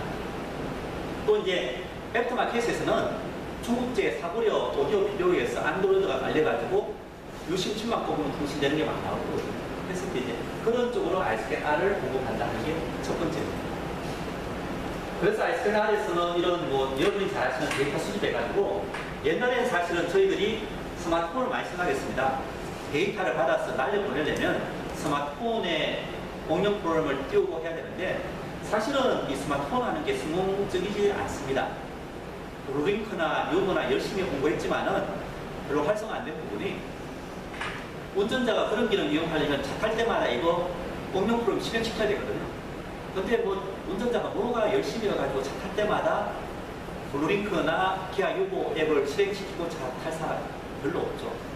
한데 이제는 달라진 게 차량 스마트 터미널에 들어가면서 저희도 스마트폰을 이제 별로 생각 안 합니다. 그냥 여기서 차량 안에 있는 아이폰이나 구글폰에 데이터 넘겨주면 나머지 내가 뭐 센터로 보이거나 뭐 소비자한테 보여주거나 한다. 개념이 달라지는 거죠. 그리고 이제 이 스마트 터미널에 이런 데이터를 이 자체로 다 보여줄 수도 있고 얘가 관제 센터로 주고받고 해서 보여준다 하는 개념으로 아이스캔R을 판매할 계획입니다. 사실 저희가 두 번째 정보과제를 하나 제안했는데 두 번째 정보과제 하기까지 뭐 확정은 안 됐는데 이 스마트 터미널을 만드는 과제입니다. 물론 이제 저는 스마트 터미널은 삼성전자나 LG전자가 무지 잘 만들죠. 한데 이제 저희가 만들려고 하는 거는 그 렌트카나 카쉐링이나 이런 업체들이 좀 전용 태블릿이 필요하다 해가지고 저희들이 제안을 했는데 그렇게 된다면 저희가 이제 요거랑 요런 샘플로 해가지고 좀 시범 사업을 할 계획입니다. 첫 번째는 이런 스마트 터미널의 아이스캔R을 판매하겠다는 걸 말씀드리고요. 두 번째는 연비 부분입니다. 여기 나온 게 7월 7일 날 제가 희망 캠프 시작할 때 SBS 뉴스에 나온 내용이거든요. 혹시 보신 분? 늘 뭐 보신 분 하면 안 되시니까는 그냥 들겠습니다. 연비를 과장했다고 지목된 국내의 6개 자동차 제조사를 상대로 소비자들이 집단 소송을 했습니다. 지난해 비슷한 소송에서는 소비자가 졌는데 그 뒤로 정부 발표가 났기 때문에 이번 결과가 달라질 수도 있습니다. 어떤 이유는 자동차 제조사를 상대로 소송을 제기한 소비자는 1,700여 명입니다. 현재 스타트업의 소비자가 1,500여 명으로 가장 많았고 쌍용 포란도 스포츠 소비자가 230여 명, 수입차 소비자는 34명입니다. 소비자들은 향후 10년간 추가 효력이와 정신적 비리를 한데 한 사람이 65만 원에서 최고 300만 원을 청구했습니다. 지난해 현대차와 기아차를 상대로 한 소송에서 제조사가 실제 주행 연비와는 차이가 있다는 근거를 표시해 연비를 흘렸다고 보기 어렵다며 법원이 자동차 제조사의 손을 들어줬습니다. 하지만 이번엔 정부가 차량 연비가 과장됐다고 발표한 만큼 재판 결과가 다를 것으로 소비자는 기대하고 있습니다. 영국이 열정 소비이 결정하겠다고 했다면 항상 파종 지분이 최고 성과수가 판단했고요. 하자는지 아닌지는 정부가 이미 정해서 사입니다. 하지만 국산 차량 구종의 연비에 대해 정부와는 달리 산업부는 정확한 판정을 내렸고 수입 업체들도 정부 판정에 반발하고 있어 치열한 법정 공방이 예상됩니다. 소송 의사를 밝히는 소비자는 늘고 있어 소송 규모는 더욱 커질 전망입니다. SBS 유상호입니다. 예, 뭐, 아마 소송이 엄청 많아질 건데 쉽지는 않습니다. 사실은 승소하기가 사장님 보시기에 이거 소비자가 한 몇 프로 정도 승소할 것 같아요? 거의 예. 뭐 다들 아시다시피 미국에서 토요타 자동차가 회수하고 소비자가 순수하게 된 결정적인 이유가 그때 제가 말씀드렸죠. 샨이라는 토요타 자동차의 저장치 프로그램에 버그가 있다라고 찾아낸 엔지니어 때문에 사실 소비자가 순수하게 됐거든요. 그리고 이제 그 샨이라고 자문해준 그 친구는 승소 비용의 5%를 받아가지고 그때 계산해 보면 800억 정도 돈을 받아 챙겼습니다. 근데 이제 우리나라도 마찬가지, 아까 뭐 그 변호사분이 얼마나 뛰어나신지 모르겠지만은 이런 재판은 결국 막판에는 판사님한테 올라가 본들 판사님이 잘 모르시니까 기술 전문가한테 자문받아서 갖고 와라라고 하게 됩니다. 그걸 보고 판사님이 판단하는데 우리나라의 뭐 기술 전문가 99%가 현대기아 자동차 편들지 소비자 편들 사람 한 명도 없었거든요. 그죠? 그래서 쉽지 않은 재판입니다. 지금은 그걸 생각하고 있지만 했을 때 이제 아까 젊으신 사장님 젊은 운전자분 많이 온다 했는데 그러면 보나마나 이제 동호회에 모여가지고 이런 소송하자 하면서 여러분 집이 잘 오실 겁니다. 연비 제대로 제조, 뭔가 좀 증빙자를 한번 만들어줘. 했을 때 뭐 99%는 제조사 편이더라도 여러분은 운전자 편 들어야 되겠죠. 하려면 좀 기술을 같이 하셔야 되고 또 기술뿐만 아니라 뭔가 수단이 있어야 되겠죠. 그래서 이제 아이스캐너에 제가 아까 연비, 그러니까 연료 에너지로 분석한 가장 큰 이유가 이런 연비 과정이나 연비 개척, 특히나 주행 연비를 정확하게 개척하기 위해서 그 기능부터 가장 먼저 넣기로 했습니다.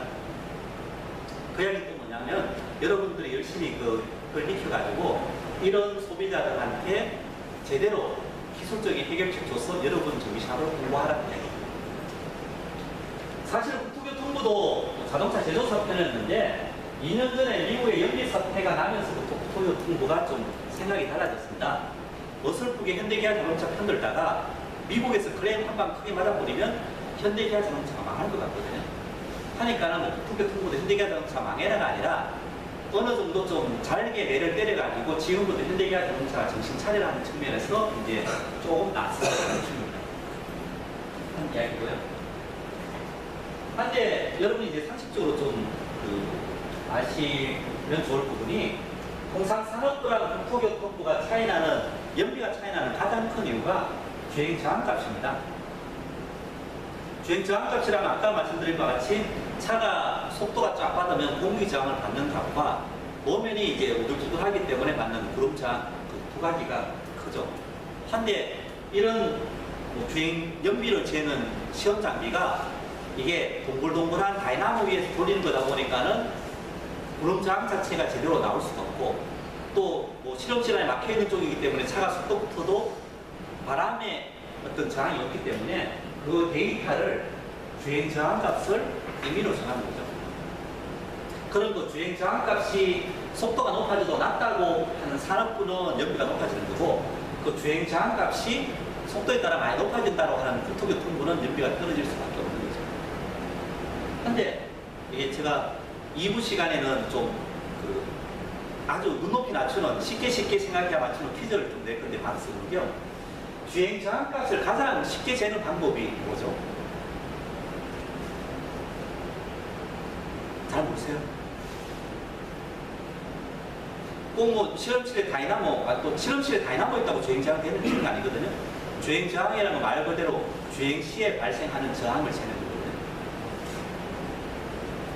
저도 얼마 전에 배우고 해봤는데 여러분도 할 수 있는데 그냥 타행 주행이라 그러죠. 엑셀 팍 밟아서 속도 뭐 120까지 딱 올렸다가 엑셀 탁 놓으면은 그냥 차가 반성에 의해서 가는데 결국은 엑셀을 안 밟았기 때문에 퓨얼 컷 상태로 연료는 공급 안 되죠. 그러면 서서히 속도가 줄어드는데 그 속도가 줄어드는 이유가 바로 주행 저항값 때문이죠. 공기 저항 때문에 힘을 받기도 하고 노면 저항 때문에. 그럼 여러분들도 평탄한 대로변에 속도 쫙 올렸다가 딱 엑셀 딱 내리면 그게 얼마 속도로 얼마 동안 가는지 보면 그게 그냥 저항값입니다. 간단하죠. 한데 그거를 막 그 실험실에서 다이나모 위에 하다 보니까 이론으로만 하고 막 복잡하게 합니다. 왜 이렇게 하냐? 뭐 사장님 앞에 있는 대로 그게 모든 운전자가 운전하는 조건하고 당연히 다르겠죠. 또 이제 될 때 바람이 또 이번에 잴 때는 뭐 노면이 말랐었는데 어저께 비가 와가지고 이번에 달릴 때는 또 노면이 젖어져서 저항가 달라졌습니다. 잴 때마다 다르다 하는 이야기죠. 근데 중요한 건 뭐냐면 운전자가 실제로 도로를 주행하는 거는 달릴 때마다 다른 조건입니다. 사실은 그런 조건들을 다 평균해야지 제대로 된 주행 연비가 나오는 거죠. 그래서 ISKNR은 이런 주행 저항값 이론치 필요 없고 실제로 주행한 차량 데이터를 많이 모아가지고 차종별로 주행 저항이 어떻다 하는 걸 통계 처리할 생각을 하고 있습니다. 근데 이제 상식으로 생각하시고 이 연비가 차이나는 가장 큰 부분이 주행 저항값이다. 물론 이제 이거는 사실은 자동차 제조사가 제대로 관리한 차를 가지고 시험했을 경우고 여러분 정비샵에 오는 뭐 3년 된 차, 5년 된 차, 차량 관리 잘 안 하면 주행 저항값 말고도 연비 차이 나는 부분 많습니다. 근데 어쨌든 이제 지금 화제가 되고 있는 주행 저항값이라 말씀드렸고요. 그래서 뭐 자동차 전문 기자협회에서는 공연비 더 이상 장난치지 마라 해서 이 소비자 편을 들겠다는 건데 제가 이 기사를 띄운 이유는 이런 언론이나 기자들이 이렇게 막 소비자 편에 쓰고 있을 때 만약에 여러분들이 우리 정비샵은 이런 공연비 잡아줄 수 있는 기술을 갖고 있습니다. 장비 갖고 있습니다 하면은 열심히 공부해 주겠죠. 저희 카메라에도 지난번에 그 급발진 창 나가고 나서 이따가 연락합니다. 급발진 사고 났는데 분석해 볼 수 있습니까? 하는 식으로 하는 게 이제 언론 홍보가 된다는 말씀드렸습니다. ISKNR을 크게 두 가지로 판별하는데 스마트 터미널과 이런 연비 부분이라는 말씀을 드렸습니다. 이상 주행 진단기에 관련된 부분은 제가 일부에 말씀드렸고요. 혹시 질문 있으시면 받고 아니면 한 5분 쉬었다가 2부는 좀 가볍게 여러분 수준을 낮추는 퀴즈도 드리고 퀴즈에 맞추면 ISKNR 하나씩 드릴 겁니다. 하고 이제 1월달부터 6월달까지 교육한 내용 중에서 주로 마케팅 관련된 부분을 복습 겸 한번 정리하도록 하겠습니다. 질문 있으세요? 참고로 요게 아까 잠깐 보여드린 ISKNP의 그 8월달 개발하고 있는 모델입니다. 그래서 기능은 기존에 여러분 사용하시는 ISKN 기능에서 제가 이번에 해보니까 ISKNR의 주행 진단기 기능이 나쁘지 않을 것 같아가지고 굳이 ISKNR이 없다 하더라도 이 기능을 넣어가지고 여기 이제 4기가 메모리도 들어가고 또 아날로그 입력 부처에 들어가지고 배터리 전압을 재가지고 고장 예측도 하는 그런 기능들이 들어가는 모델입니다. 제가 2부 시간에 말씀드리도록 하겠습니다. 질문 쉬는 시간에 하셔도 되니까는 5분 쉬었다가 하도록 하겠습니다.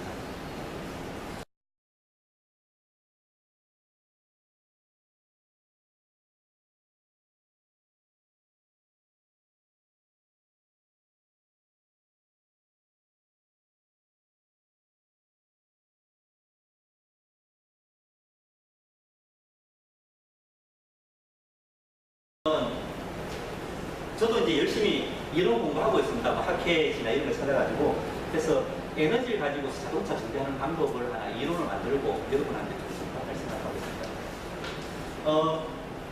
다 오셨으면 이 선물을 제가 좀 드리려고 준비해 왔습니다.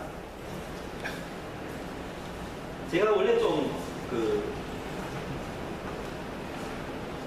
희망 캠프에 많이 참가하시는 분, 개근하신 분한테 따로 선물을 드릴까 했는데 조금 때려사항이 있더라고요. 정책적으로 울산 같은 데는 2월달에 눈이 많이 와서 내가 교육이 취소해서 못 갔고 대구도 뭐 구미에 송교도 하고 하다 보니까 이게 뭐 개근상 주기가 참 애매해가지고 오늘 오신 분한테 제가 좀 팍팍 소개를 했습니다. 그래서 나눠드리는 방학 숙제니까 지금 안 보셔도 되고요. 단순하게 생각하는 퀴즈를 좀 드릴 건데 취지는 이제 뭐 방학이니까 좀 웃자 하는 이야기도 있고요. 그 다음 여러분이 앞으로 고객 상대하시려면 여러분이 정비 기술 지식이 높다 하더라도 그 지식에 의존하지 마시고 고객의 눈높이로 좀 쉽게 접근하라는 걸 한번 깨우침을 드리기 위해서 한번 마련했습니다. 물론 저도 이제 이 6개의 문제를 드릴 텐데 이 카카오톡으로 제 친구한테 받았거든요. 한데 제 상식으로 하나도 못 풀겠더라고요. 그러니까 너무 수준 높게 생각하면 한 문제도 못 풉니다. 혹시 이런 거 인터넷에도 나와 있는 거 보신 분 계세요?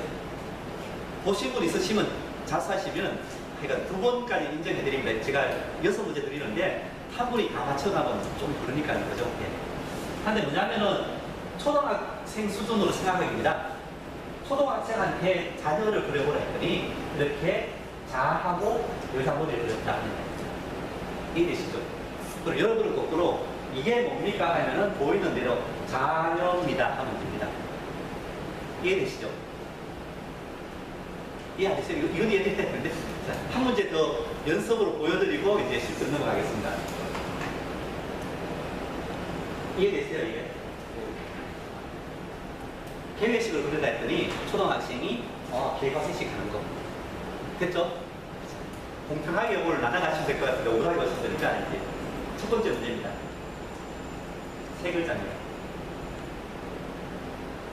손 들고 하시죠. 한 번에 두 분의 이야기 들어가니까. 얘로 시작합니다. 숟가락이 얘가 뭐죠? 창. 예, 창으로 시작합니다.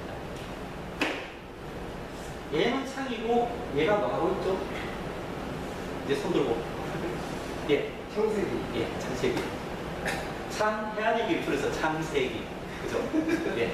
사장님 나가실 때 읽어주시면 됩니다. 두 문제까지 인정합니다. 예. 자, 두 번째 문제. 제가 오늘도 이야기했던 단어고요. 영어로 된 네 글자입니다. 제가 무지 많이 떠들었던 단어인데. 힌트를 드리면 얘가 핵심입니다. 얘가. 이 뭐 사람 아무것도 아니고. 뭐 이왕 스물 필요한 거니까 힌트 계속 드릴게요. 얘가 뭐죠? 뭐라 그러죠? 테니스 칠 때, 예. 자, 앞에는 네트입니다. 뒤에 두 글자는 뭐죠? 손 드시고. 예. 네트 워크. 네트가 걸어가잖아요. 네트 워크. 이해되시죠? 예. 네트가 걸어간다. 네트 워크. 예. 세 번째 문제. 장례식에서 볼 수 있는 풍경이죠.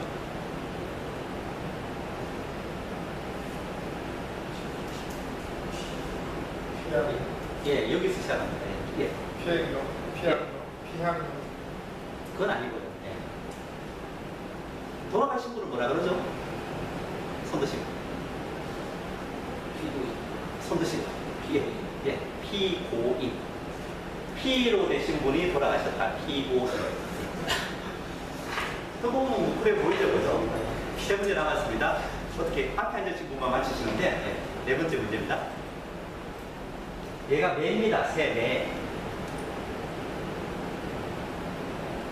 두 글자. 몇 마디 물어보잖아요. 예. 매시. 아니요. 신매.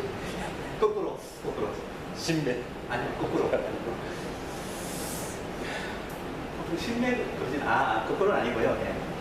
뒤집어요. 아니 거꾸로는 아니고 10을 다르게 표현. 손 드시고. 열매. 예? 열매. 예, 열매 뭐 10개에 합쳐서 사장님 2개 맞히신 걸로. 예. 두 문제까지만 자격 주니까 이제 아시도 가만 계시고요. 다섯 번째. 돼지대 돼지는 안 중요합니다. 네 마리의 친한 친구다는 뜻입니다. 한자 보사성어.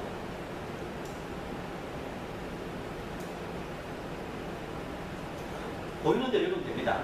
제일 처음 보이는 게 이게 하다 보면 되죠. 예로 시작합니다.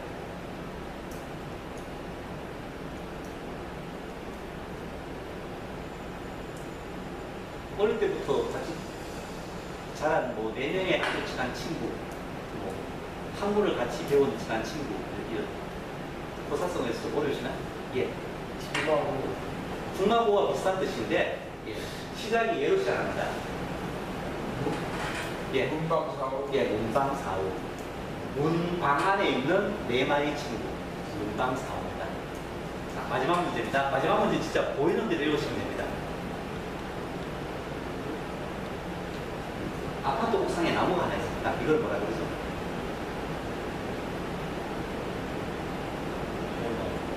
손 드시고. 예. 예. 무슨 뜻인지 잘 이해 안 되세요? 오동에 있는 나무라 해서 오동나무. 단순하게 생각하세요. 그래서 제가 이제 나눠드린 거는 지금 안 푸셔도 되고요. 제가 좀 더 설명드릴 건데, 제가 이 퀴즈 하는 취지는 뭐냐면, 여러분들은 스캐너 들고서 제가 걱정스러운 거는 비클캔 데이터 보여주고 뭐 보여주고 막 하시는데 사실 운전자들은 비클캔이나 이런 잘 모르거든요. 그래서 이제 제가 아까 소개할 때는 사실 그래프를 보여드렸는데 지금 준비하고 있는 내용은 그렇게 비클캔 데이터로 계측한 내용을 애니메이션을 해가지고 예를 들면 엔진 돌아가는 애니메이션을 쉽게 보이고 그 아래서 기름 잡아먹는 하마를 하고 있습니다. 엔진 아래쪽에서 하마가 기름 잡아먹고 있네요. 그 하마가 이만큼 돈을 잡아먹고 있습니다. 하는 게 운전자 입장에서 훨씬 전달하기 쉽겠죠. 그래서 이제 여러분들도 지식은 아무리 좀 높다 하더라도 좀 고객의 수준에 맞게 생각해 보십시오 하는 취지에서 이제 또 오늘 열심히 오셨는데 선물 드리려고 제가 했습니다. 2개, 1개, 1개 그죠? 한 개 그렇게 나가실 때 출석부에 숫자 적으시면은 아이스캔 R 나오면 제가 보내드리도록 하겠습니다. 2부 순서는 아까 말씀드린 바와 같이 좀 마케팅 관련된 이야기한 거를 좀 요약해서 설명드리겠습니다. 제가 1월 달에 처음 희망 캠프를 시작하면서 방향을 미리 말씀드렸습니다. 예전에 95년도에 하이스캔 증단기 만들고 그리고 이제 텔레메틱스 오토 PC 분야에서는 제가 세계 최초였죠. 카메라의 자동차의 컴퓨터를 만들었는데 이게 그리고 이제 이런 하이스캔과 카메라의 기반을 가지고서 카멘샵 컴퓨터샵 체인을 2000년도에 만들었습니다. 근데 제가 2013년도에 아이스캔을 하면서 다시 한번 아이스캔 진단기와 이제는 이런 카메라 같은 오토 PC는 사실은 뭐 제가 만들 게 아니라 삼성이나 LG나 이런 업체들이 만들 거기 때문에 저는 차량 데이터를 연결해주는 아이스캔 R을 만들고 이런 기반 위에 온라인 차량 관리 멤버십을 하겠다라고 이야기했습니다. 1월 달이었습니다. 그래서 3월 달에는 이런 온라인 차량 관리 멤버십이 카빅스다라고 해서 체인 이야기했고요. 아마 9월 달부터는 이제 본격적으로 시작할 계획입니다. 그래서 1월 달부터 이제 마케팅 이야기를 사실 많이 했죠. 고객을 알아보기 하면서. 기억나십니까? 이게 가장 많이 가는 데가 몇 번째? 5번. 5번째가 화장실에서 이용자가 가는 것도 5번은 34%인데 1번은 12% 정도로 차이가 있습니다. 대로변에 정비샵이 5개가 있다 했을 때 여러분 정비샵에 고객이 왜 오는지를 한번 생각해 보십시오 하는 비유로서 화장실 비유를 들었습니다. 그리고 이제 마케팅에서 가장 중요한 것은 가장 먼저 해야 되는 것은 고객이 원하는 것을 알아야 한다는 말씀을 드렸습니다. 물론 여러분들 일반적인 거는 많이 하고 계시죠?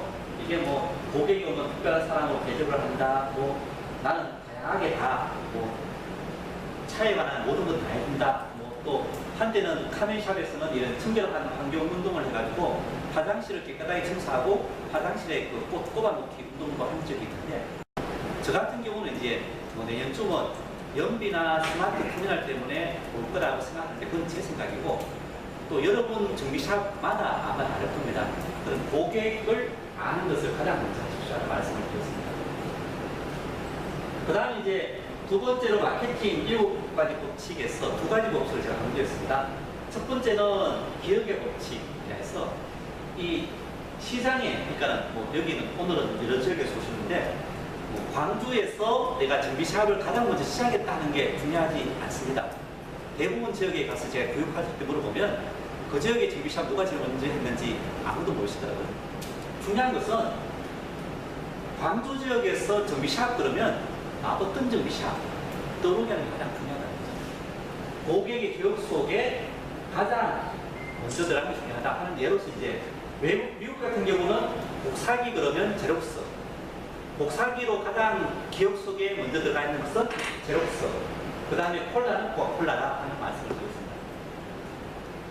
두 번째 집중의 법칙으로 뭐 광주에 뭐 익산에 어디에 정비샵이 내 샵이라 떠올랐을 때 그래서 그 샵이 어떻다 하는 단어 하나만을 심으십시오라는 이야기를 했습니다.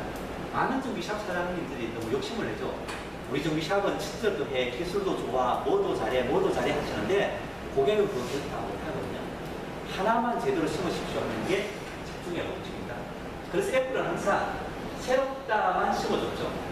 그래서 많은 애플 매니아들이 애플이 뭐 하나 만들었다 그러면 와, 이 세상에 없는 새로운 게 나오는구나 해가지고 줄 서서 기다리면서 물건을 사보는 게 이런 집중의 법칙을 스티브 잡스는 잘 기억합니다.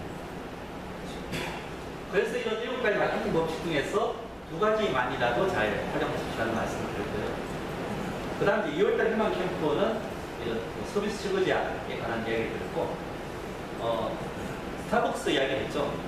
스타벅스 사실은 제가 이런 마케팅 이론을 이야기하고 9월달부터는 카빅스 체인 가지고 이런 마케팅 이론에 따라 가지고 전략을 꾸밀 건데, 여러분들도 하여간 여러분 정비샵을 이런 방법을 한번 생각해 보십시오 해가지고 제가 여러분 옆에 있는 스타벅스 커피점을 말씀드렸습니다. 스타벅스가 우리나라 시장에 들어올 때 스타벅스만의 강점과 약점과 기회와 위협을 분석했습니다. 여러분 정비샵의 이런 강점과 약점과 기회와 위기를 한번 분석해 보십시오 하는 이야기였습니다. 예를 들어 스타벅스는 강점은 고급 어드커피 사용하는 건데 단점은 가격이 너무 비싸요. 그리고 기회는 그 당시 이런 2000년 초반에 그 커피 믹스나 자판기 커피에 식상한 좀 커피 수요층이 있었고, 그런데 저가 별명 커피가 나왔다 하는 게 약점이었다, 위협이었다면 여러분 정비샵은 과연 어떨지. 마침 오늘은 좀 젊으신 분들이 많이 왔는데, 여러분 그 강점은 젊다, 새롭다는 게 강점이고, 많은 그 젊으신 정비사분들이 이런 뭐 깊이 있는 기술 정비를 싫어하시죠. 뭐 내연기관 연소 원리부터 어떻게 한다라든지, 아니면 나이 많으신 분들도 캐버레터부터 어떻게 정비한다 하시는데, 여기 정비사 사장이 캐버레터 정비를 안 하시죠, 그죠? 지금 뭐 그거 배워서 하느니 오히려 하는 게 차이 난다는 거죠. 그러면 이제 모든 정비사분들이 자신의 상황에 따라서 강점과 약점이 다르다. 또 하나 생각하셔야 될 거는, 어떤 정비사분들한테는 기회가 되는 것이 어떤 분한테는 위기가 될 수 있다 하는 말씀을 드렸습니다. 그리고 이제 2월달에 다시 한번 기억의 법칙을 해서 현대자동차는 차로서 기억 속에 들어가기보다는 정비 서비스로 들어가도록 하고 있습니다. 그래서 이제 여러분들이 현대자동차가 벤츠보다 차가 낫다라고 하면 덜 힘든데, 벤츠보다 정비 서비스를 더 잘한다라고 작전을 짜고 투자하기 때문에 여러분이 좀 어려워지고 있다는 말씀을 드렸고요. 기아 자동차는 집중의 법칙으로 스마트 정비가 하는 거고, 아까 기아 동영상도 제가 말씀드렸는데 기아 자동차 공부하고 있습니다. 모바일 진단기, 스마트 진단기. 왜냐하면 스마트 정비가 기아 자동차의 기억의 법칙, 집중의 법칙의 개념이기 때문에 그렇습니다. 그래서 이건 기억의 법칙과 집중의 법칙은 여러분이 꼭 한번 해보십시오 하는 이야기를 2월달에 다시 한번 강조했습니다. 3월달, 그 다음부터는 사실은 제가 자동차 산업의 흐름이 이렇게 가니까 그 흐름을 앞질러 가서 고객과 관계 맺게 하십시오 하는 말씀을 드렸습니다. 2월달에 신년 초에 자동차 산업의 전망에 대해서 말씀드렸습니다. 그때 당시 제가 이 내용은 3가지인데 크게 2가지 말씀드렸죠. 친환경 자동차와 스마트 자동차. 그리고 제 개인적으로는 이 무인 자동차는 스마트카 중에 일부다라는 말씀을 드렸습니다. 제가 이야기할 때가 2월달이니까 5개월 전이었거든요. 한데 여러분 지금 보시면 생각보다도 친환경 스마트 어떤 분위기가 빨리 오고 있습니다. 예를 들면 이제 아까 말씀드렸던 국토교통부가 이제는 신차 연비뿐만 아니라 신차 나오고 나서 1년 뒤에 주행연비 재겠다 하는 보도 나왔죠, 그죠? 사실은 친환경 문제 때문인 거죠. 환경 규제. 또 제가 2월 달에 애플이나 구글이 차에 달려 나옵니다 했을 때는 여러분이 긴가민가 했을 겁니다. 한데 이제 그 다음에 나왔던 모터쇼에서 진짜로 애플이 달려 나온 현대자동차가 출시돼서 전시했거든요. 하면 2015년식 차 같으면 일반 판매가 한 10월달 정도 생산해서 나오죠, 그죠? 그럼 이제 한 2~3달 뒤면은 벌써 스마트카가 나오기 시작한다는 것을 보이고 있습니다. 생각보다 빨리 바뀌고 있다는 거예요. 그런 이야기를 2월달에 제가 쭉 말씀을 드렸고요. 그래서 이제 여러분들도 이런 흐름을 따라가기 위해서 고객을 관리하기 위해서 마케팅 작전을 한번 짜봅시다라는 이야기를 제가 3월달에 했습니다. 그러면서 그냥 맨땅에 힐링으로 작전 짜자면 다 힘들어 하시니까 카멘샵 사례를 하나 말씀드렸습니다. 그래서 이제 카빈샵이 뭐 차는 잘 고치지만은 마케팅은 잘 못하기 때문에 2008년도에 진행한 프로젝트를 하나 사례를 말씀드렸죠. 그 당시 한 20개 정도 되는 카빈샵이 5천만 원을 투자했습니다. 5천만 원 투자해가지고 2년 동안에 앞으로는 차를 고치는 수리 정비보다는 관리 정비가 대세니까는 관리 정비로 바꾸자라는 투자를 했습니다. 그래서 뭐 멀쩡하게 있는 오일 교환기 다 엮어치우고 뭐 브랜드 붙은 뭐 오일 교환기나 뭐 그런 소모품 해가지고 그금 5천만 원을 투자하고 고객 공부를 해가지고 대부분 정비샵들이 이런 수리 정비에서 관리 정비 쪽으로 많이 전화를 했습니다. 성공적으로 비율을 높였다는 말씀을 드렸습니다. 한데 이제 그런 이야기를 하면서 여러분이 주의할 것은 다른 정비샵에서 5천만 원 들여가지고 관리 정비 많이 넘어갔다 해서 여러분이 그대로 따라하면 안 됩니다. 하는 말씀을 드렸습니다. 예를 들면 이제 기술이나 영업이나 위치에 따라서 효과가 다 달랐다. 자세한 내용은 3월달 교육교재 동영상 보시면 되고요. 그 다음에 이제 많은 분들이 제대로 하려면 기술을 많이 생각하시는데 이 프로젝트에서는 꼭 기술 경쟁력보다 영업 경쟁력 있으신 분이 더 잘 변화를 했다 하는 이야기입니다. 그리고 이제 자신의 경쟁력에 맞는 품목을 선택과 집중을 하라 이야기했습니다. 여기 관리정비 품목과 20가지 있었고요. 수리정비 품목과 20가지 있었거든요. 근데 제가 이야기하면서 여러분들한테 제가 뭐 하십니까? 그러면 많은 분들이 차 고칩니다 라고 이야기하는데 앞으로 그렇게 이야기하지 마라 라는 이야기 한 적이 있습니다. 차 고친다는 건 그냥 모든 우리나라 34,000개 정비샵 사장님들 다 차 고친다 이야기하거든요. 그럼 경쟁자가 34,000명이 되는 거죠. 그 중에서 이제 나는 뭐 관리 정비의 엔진오일 전문입니다. 미션오일 전문입니다. 나는 컴은엘 전문입니다. 전문화시키십시오 라는 이야기를 했습니다. 그래서 생각해 봅시다라고 해가지고 2008년도, 10년도에는 수리 정비에서 관리 정비로 변실이 필요했는데 지금도 그럴까? 사실은 갈수록 더 심해지죠. 갈수록 차는 고장이 난다니까요. 두 번째는 나는 관리 정비를 좋아하지만은 내 고객이 관리 정비가 필요하다 느낄까 하는 게 첫 번째 생각해 봐야 될 부분이고 더 중요한 것은 뭐냐면 내 고객이 길 가다 차가 갑자기 고장났을 때는 급하니까 나한테 연락 와서 고쳐주세요 하는데 아주 함께하게 관리 정비를 할 때 예를 들면 타이어가 마모돼서 갈아야 될 때는 여러분 정비샵에 온다는 보장이 없죠. 인터넷에 뭐 타이어 다이렉트 올렸더니만은 대충 여러분 정비샵 커밍했던 거는 한 20만 원인데 타이어 다이렉트는 15만 원에 공인까지 다 포함해서 한다. 그러면 타이어 갈 때는 타이어 다이렉트. 또 뭐 엔진오일 갈 때 됐는데 인터넷 두드려 보니까 엔진오일 가는 쿠폰인데 내 단물 정비샵은 5만 원인데 여기는 3만 원짜리 쿠폰 파네? 그리 가버리면 고객들이 과연 볼까? 사실 앞으로 관리 정비를 제대로 해야 된다는 필요성은 직영정비점이나 여러분이랑 똑같이 느끼고 있습니다. 그래서 이제 제가 말씀드린 것은 OEM은 이런 관리 정비를 하기 위해서 그래서 커넥티드, 카 커넥티드 마케팅을 하고 있다. 한 이야기를 제가 3월 달에 처음 이야기했습니다. 그 예로 현대자동차는 아까 말씀드린 그 오젠을 2006년도에 출시하면서 처음으로 고객 차량과 센터가 통신을 해서 데이터를 모니터링했는데 이건 뭐 실패했죠. 아까 말씀드린 것 같이 고객이 통신비를 물려주는 의향이 없기 때문에 통신을 다 잘랐습니다. 그러니까 이제 현대자동차 한 발 양보해가지고 스마트폰을 이용한 오젠 블루링크를 하게 되거든요. 일단 통신이 있어야 됩니다. 한데 이것도 별로 성공을 못했습니다. 아까 말씀드린 바와 같이 운전자가 블루링크나 오젠 응용 프로그램을 실행시켜야 되는데 실행 안 시키거든요. 어찌됐거나 기아 자동차는 요구를 해서 자동차 제조사는 노력을 하고 있습니다. 이 커넥티드 마케팅, 커넥티드 카가 폭발적으로 시작될 게 뭐냐면 2015년도부터 아이폰이나 구글폰이 차 안에 들어가면은 이제 통신 문제가 다 해결되는 거죠.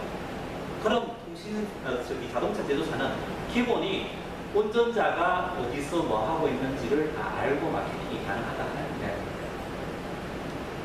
그래서 블루링크 서비스가 2011년에 나왔는데 이 제목들 보면 엄청나죠. 뭐 원격 문 열린 문 닫힌 쫙 있는데 여태까지는 이게 비좁게 살고 있다. 쉽게 원격으로 문 여는 기능을 실행하려면 운전자가 이 스마트폰을 켜놔놓고 내려야지 뭐 통신을 해서 원격으로 문 열죠. 하니까 아무 의미 없는 기능이었는데 이제는 달라진다는 거예요. 아이폰이나 구글폰이 안에 들어가서 응용 프로그램이 기본 돌기 시작하면 여기 나와 있는 모든 기능들, 사실 프로그램은 다 개발되어 있습니다. 이 차 안에 그대로 들어간다. 유보도 마찬가지죠. 유보도 스마트폰 기반으로 해서 고객과에 한다 했는데 사실은 이거 별로 안 팔렸습니다. 한데 이제는 차 안에 아이폰, 구글폰이 들어가면 달라진다는 얘기입니다. 그래서 이제 현대기아 자동차는 커넥티드 마케팅으로 가고 있는데 아직까지 정비사분들은 뭐 커넥티드라는 영어 단어에 안 익숙한 상황에서 제가 이제 커넥티드 마케팅을 합시다라고 3월달, 4월달 떠들고 있습니다. 이런 커넥티드 마케팅을 아이스캔이나 카메라와 함께 여러분이 하시는 거에 있어서 제가 강점, 약점, 피해, 위기를 분석해 봤는데 여러분의 가장 큰 강점은 사실은 이 고객과의 개인적인 친분입니다. 직영정비 샵 가면 운전자가 사장님이 누군지 알기 힘들거든요. 제가 지난주 목요일날도 인천에 있는 직영공장에 공장장님 만나러 갔는데 차 끌고 가도 아무도 안 나와요, 당연히. 한쪽에 주차하고 나서 이제 접수하는 데 가서 아가씨한테 가서 공장장님 어디 있습니까? 하니까 어디 있습니다 이야기하고 뭐 사장이 누군지 인사도 안 하거든요. 한데 여러분 정비샵의 운전자 보면 다르죠. 그러니까 여러분이 웬만한 뭐 바쁜 일 아니면은 어서 오십시오 인사하고 아는 척을 하죠. 그래서 그런 고객과의 개인적인 친분이 어떤 제조사의 직영 정비샵과 비교했을 때 엄청나게 강합니다. 한데 이제 그럼에도 불구하고 브랜드 인지도나 투자 여력이 없다 하는 게 약점입니다. 한데 이제 더 중요한 게 기회와 위기가 있는데 추세가 연비가 중요하고 이런 CBS, 그러니까 컨디션 베이스 서비스라고 그러죠. 요즘 독일 차는 뭐 10,000km 주행하고 나서 엔진 오일 안 갈면 보장부도 뜨죠. 그래서 저희 뭐 수입차 진단기 쪽에 수입차 오일 하고 나서 오일 리셋하는 거 해주세요라고 요즘 많이 이야기하고 있거든요. 그게 이제 CBS 항목이 갈수록 전개되고 있습니다. 그 이유는 뭐냐면 아무리 자동차 제조사가 차를 잘 만들어 본들 운전자가 엔진을 갈 때 안 갈고 미션을 갈 때 안 갈면 자동차 연비 안 나오죠. 그래서 이제는 강요하다시피 자동차 제조사가 이런 항목들을 관리하고 연비 많이 합니다. 한데 문제는 뭐냐면 이 연비 중요성이 지나치게 첨예하다 보면 자동차 제조사가 지금도 하자 보전 기간을 늘립시다라는 이야기를 하고 있습니다. 이게 차를 폐차할 때까지 이산화탄소 배출량이 얼마가 되게 해야 된다라고 막 따지고 있거든요, 정부가. 그러면 우리가 차 폐차할 때까지 내지는 최소한 한 5년 정도 우리가 뭐 부상하자 보정하면 그거 맞춰주겠다. 근데 지금같이 뭐 3년 동안 하고 나서는 3년을 하는데 나머지는 모르겠다 하는 게 필요할 수도 있죠. 안 그래도 차 고장 잘 안 나는데 우리나라 사람들이 평균 신차 구입하고 나서 차를 바꾸는 기간이 4.8년이라는 통계가 있습니다. 하자 보정 기간을 한 5년 정도 늘어버리면 일반 정비샵에 차 들어오는 게 거의 없어지거나 돈이 안 되는 차가 들어오는 거죠. 그나마 처음 신차 사신 분은 자기 차 관리하는데 돈을 좀 투자하시는데 처음부터 차에 돈 투자하기 아까워가지고 중고차 사신 분은 거의 투자 안 하시거든요. 하는 게 이제 위기라는 거고 어떤 현상이든 간에 여러분들이 어떤 정비샵은 피할 수도 있고 위기도 될 수 있다. 잘 분석해 보십시오. 이야기입니다. 그래서 카메라에는 이런 마케팅, 가격, 제품, 촉진, 요즘 등록 정책을 세워서 하겠다는 거고 제가 이제 5월달부터 카빅스 정비 체인에서는 제가 5월달에 발표한 이런 마케팅 전략에 따라서 하나씩 실제 행동에 옮길 계획이에요. 그러면서 이제 현대자동차는 이제 브링크 광고하는 게 아니라 브루멤버스라 해가지고 고객과의 관계를 광고하고 있다는 이야기가 있습니다. 거기에 대응하기 위해서 카빅스는 이런 여러 가지 데이터를 제공해주는 서비스로 고객과 커넥티드 마케팅을 하겠다 하는 말씀을 드렸고요. 4월달 캠프에서는 뭐 마케팅 필요성을 하면서 정보 흐름의 법칙에 대해서 좀 이야기를 했습니다. 조금 어려운 이야기를 제가 했었는데 값싼 정보가 이 소비자한테 내가 판매를 유발한다라고 해가지고 예전에는 백화점에서 물건 사던 분들이 홈쇼핑에서 그냥 전화만 하면 살 수 있게 되니까는 홈쇼핑 매출이 급격하게 늘어나고 거기에 한술 더 떠가지고 홈쇼핑 방송은 뭐 밤 12시, 1시 되면은 못 보시는 분들이 홈쇼핑에 방송 나왔던 조건 그대로 스마트폰이나 인터넷으로 구매하게 하니까는 매출이 뭐 2년 만에 10배씩 늘어나고 있다. 그 이유는 예전에는 백화점 가야지 알 수 있는 상품에 대한 정보를 이제는 스마트폰에서 볼 수 있기 때문이다. 이야기를 하였습니다. 자동차 정비 산업에서도 어떤 변화가 있을지 한번 생각해 보시면 됩니다. 두 번째는 이제 소비자가 정보를 쉽게 취할수록 혼란스러워진다. 실제로 많은 좀 인터넷에 안 익숙하신 분들은 요즘 많이 혼란스러워 하십니다. 젊은 운전자들이 인터넷으로 다 뒤져보고서 지르거든요. 이거 얼마예요? 저거 얼마예요? 했는데 거기 말 한번 잘못하면 인터넷은 어디 얼마하고요? 뭐 공임나라에서 이거 가는데 공임이 만 원인데 여기 왜 이렇게 사요? 어지러운 세상입니다. 제가 그때 교육할 때는 100코스에 아까부터 가는 게 인터넷에는 10만 원, 공임은 5만 원 해서 15만 원 나와 있습니다. 근데 사장님들 얼마에 대충 가세요 하니까는 흥분을 하셔가지고 그게 15만 원 많이나 되느냐고 최하 30만 원, 또 많이 받으시는 분은 50만 원인데 여기 나오면 이것뿐만 아니라 뭐 들어가고 한다 한 이야기 하시더라고요. 사실 맞는 이야기죠. 근데 문제는 뭐냐면 이런 걸 찾아보고 이런 정보를 가진 운전자가 딱 와서 물어봤을 때 30만 원이면 50만 원 이야기하고 그리고 이런 정보를 알고서 근데 인터넷에서는 뭐 10만 원, 15만 원 나와 있죠. 근데 인터넷에 나와 있는 게 다가 아니고 이거 하는데 5만 원, 이거 하는데 10만 원 해가지고 이래서 50만 원이다 하면 오히려 그 운전자가 낚이는 거고 자기가 딱 갖고 왔는데 그 맞는 이야기 인정하고 딱 하네. 한데 30만 원 받으시는 분이 그런 내용으로 우리 30만 원인데요 딱 했는데 운전자가 인터넷에 15만 원이 됐을 때 얼굴 붉게지면 그냥 게임이 끝나는 거죠. 그런 식으로 이제 정보가 가격이 낮아질수록 혼란스러워진다. 예전에는 정비 방법이나 원가를 운전자들이 몰랐을 때는 여러분이 10만 원, 20만 원 하면 그게 그냥 원칙이었습니다. 한데 이제는 운전자들이 이런 걸 다 알고 해서 복잡해진다는 이야기겠고요. 세 번째는 규제가 적을수록 돈 벌기 쉽다. 그래서 여러분들은 가능하면 똑같은 규제를 활용하는 쪽으로 하십시오 하는 이야기였습니다. 예를 들면 아까 말씀드린 신차 나오고 나서 1년 뒤에 주행연비 다시 잰다 하는 거는 새로운 규제가 만들어지는 거죠. 그러면 어떤 정비샵은 그 규제 때문에 아마 돈을 더 벌게 될 겁니다.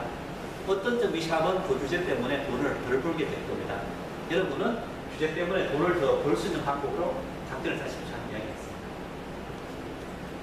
그런 이야기를 하면서 이제 정보 가치 이야기 됐죠. 4월 달에 이제 급발진창에 제가 인터뷰한 내용을 하면서 급발진에서 가장 중요한 것이 엔진 스로틀 열림과 엑셀 페달 값인데 현재 도쿄특구 규격이 빠져 있습니다. 엑셀 페달 혹은 스로틀 되어 있는데 만약에 급발진 사고 난 차에서 이런 데이터, 쉽게 급발진 분석하는 필요한 건 이거 5가지는 충분하거든요. 운전자가 엑셀을 밟았다, 브레이크를 밟았다. 그런데 스로틀이 얼마나 열렸다, 엔진 키면 얼마나 하는 것만 쫙 분석하면은 급발진 추정 사고 원인이 분석되고 아마 뭐 급발진 사고 난 차에 이 데이터 주면 몇억 받으면 됩니다. 근데 이제 이런 똑같은 정보가 예를 들면은 수리사 했을 때 가치가 얼마일까? 그래서 아이스캐너를 아시는 분이 과연 이런 정보를 얼마에 살래 했을 때 제가 다시 물어보니까 그거 뭐 10만 원짜리네요 라는 이야기를 합니다. 여러분들은 똑같은 정보를 아주 비싸게 생각하시는 분이 있고 값싸게 구할 수 있는 분이 있다면 똑같은 정보를 값싸게 구해서 사업을 하십시오 하는 이야기를 했습니다. 뭐 제가 이렇게 열심히 이야기하지만 카메라나 아이스캐너를 만드는 걸 아는 정비샵이 우리나라에 10%도 안 됩니다. 사실은 아이스캐너 사용하시는 분이 이제 1,300분 정도 되고 1,300분 중에서도 희망켜보 오시는 분들이 한 200분 정도 되거든요. 200분 정도만 아이스캐너 R이 급발진이나 이런 연비 쪽 괜찮을 수 있다는 내용을 알고 계십니다. 그 200분들이 이런 거 이용해서 돈 열심히 잘 버시는 분이다. 이런 빅데이터를 이용해서 동네 슈퍼도 하여간 마케팅을 하고 있다. 그래서 여러분들 할 수 있다는 이야기고요. 현대자동차는 이런 블링크를 통해 가지고 빅데이터 커넥팅 마케팅을 하고 기아자동차도 하고 있다. 여기에 비해 가지고 여러분들은 이런 카빅스라는 빅데이터 사업으로 해서 커넥팅 마케팅도 하고 서비스 브랜드를 한번 만들어 보십시오라는 제안을 제가 했습니다. 네, 그래서 이제 카빅스 개발 계획에 대해서 좀 말씀을 드렸고요.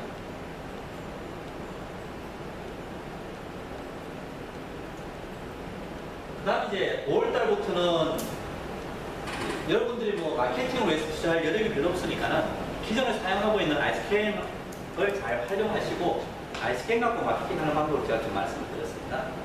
그래서 이제 기술적인 활용법보다는 첫 번째로 전체 시스템 고장 진단하기를 꼭 하십시오라는 이야기했는데 아까 사실은 GDS 모바일에서 차량으로 날아가서 뭐 생산 데이터 관제 센터 날아가서 다시 받아가지고 차량 리스트 나와서 쫙 하는데 그거 다 필요 없습니다. 아이스캔에서. 아이스캔에서 그냥 기본이 그 차에 들어갈 수 있는 전체 시스템 12개 딱 해가지고 고장코드 자동 검색하면 이 서면 진단하고 없으면 통과하거든요. 뭐 복잡하게 차량으로 받고 사시면 필요 없습니다. 근데 불구하고 뭐 GDS 모바일에 있는 그 기능은 와 하시는데 제가 이런 기능 있습니다 했을 때 안 쓰시면 반칙이죠, 그죠? 열심히 사용하시기 바랍니다.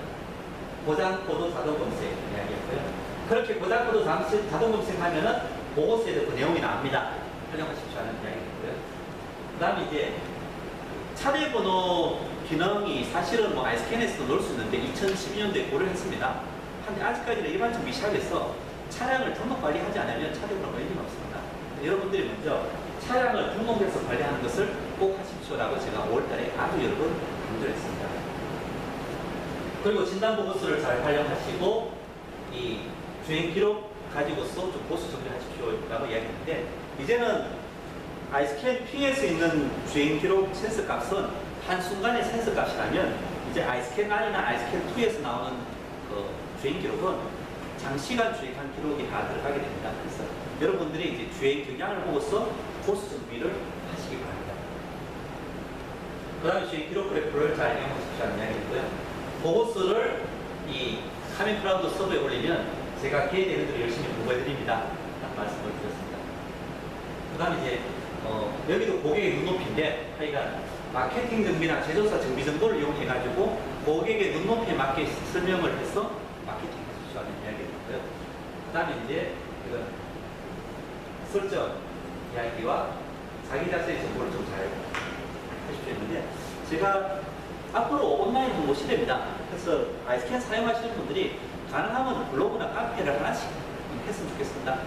지금 현재는 5%도 채 안 되거든요. 제가 쭉 그대로 보았는데 제 블로그에 링크 하신 분도 있고 한데 하면은 이런 정비 보고서나 이런 부분을 저희가 여러분 카페나 블로그로 자동으로 보내주는 기능을 개발할 수가 있거든요.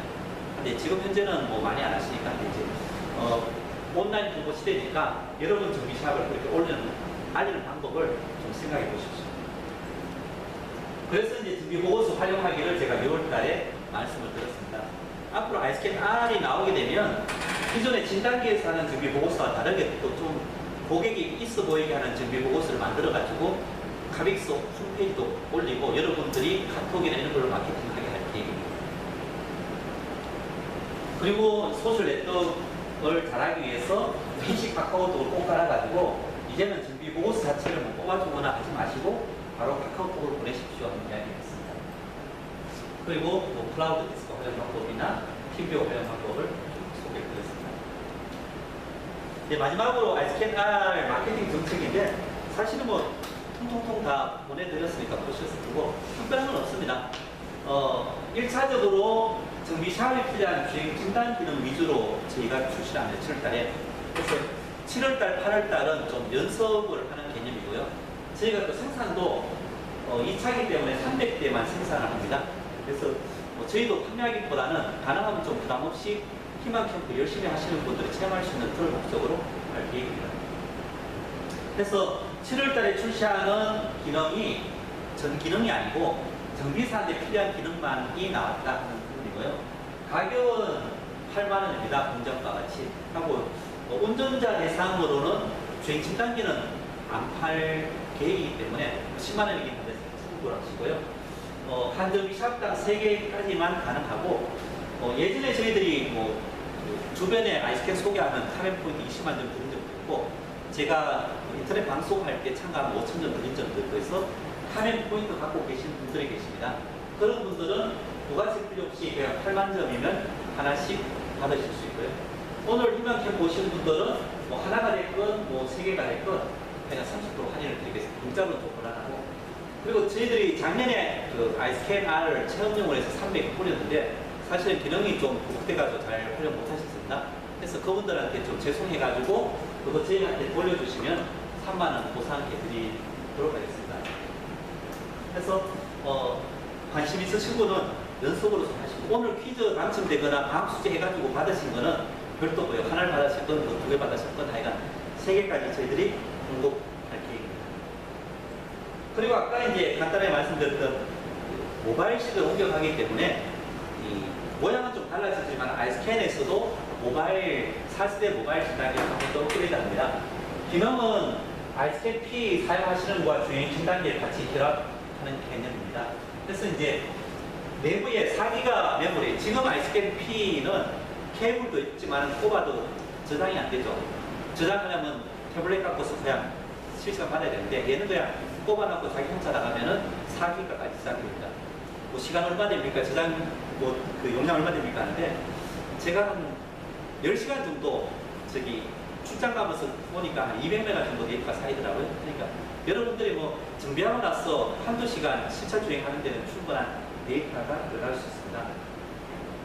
그리고 이제 아까 말씀드린 바와 같이 저희가 아이스캔 S를 출시를 12월 달로 미루면서 거기에 고장 예측 기능 중에 배터리 전압이나 신호등 노이즈 이용하는 기능은 여기 들어갑니다.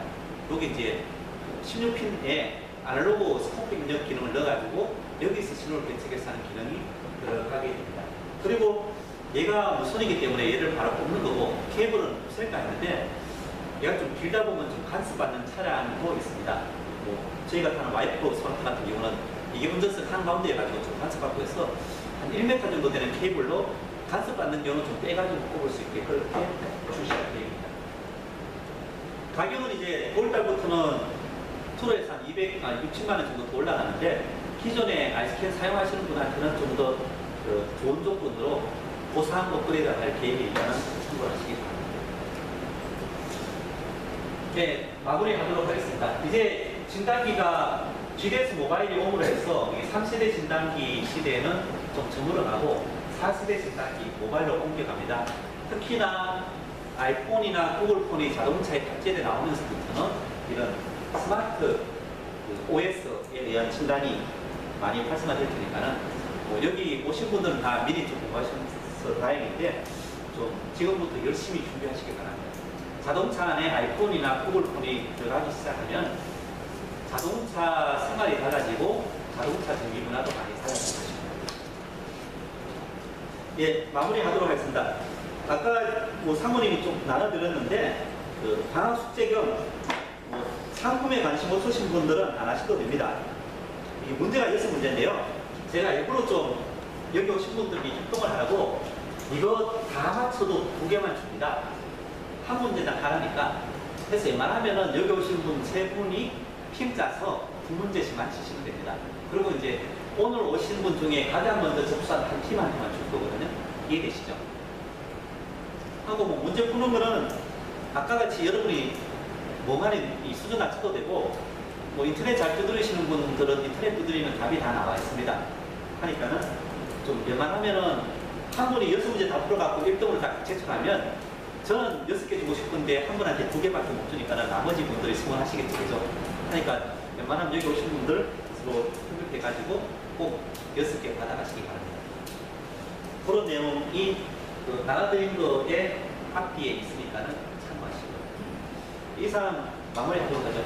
1학기 교육은 끝하고 8월달은 여러분도 다 휴가 가야 되고 하니까는 쉬고요. 저희도 또 사실 무지 바쁩니다. 휴가보다도 이 P2하고 아이스캔 R 한정하는 부분에 하고 9월달부터는 아까 말씀드린 바와 같이 그 에너지를 이용한 정비 방법과 아마 9월달쯤 되면은 이 고장 예측 시스템 한 3가지 정도가 저희가 기능 구현이 될 겁니다. 하면은 그런 내용으로 좀 제대로 마케팅에 진단기 활용하는 방법에 대해서 교육을 해보도록 하겠습니다. 혹시 질문 있으시면 한두 분만 바로 보내도록 하겠습니다. 없으십니까? 제가 항상 고민이 됩니다. 질문이 없으시면. 여러분 휴가 잘 보내시고 9월달에 뵙겠습니다. 고맙습니다.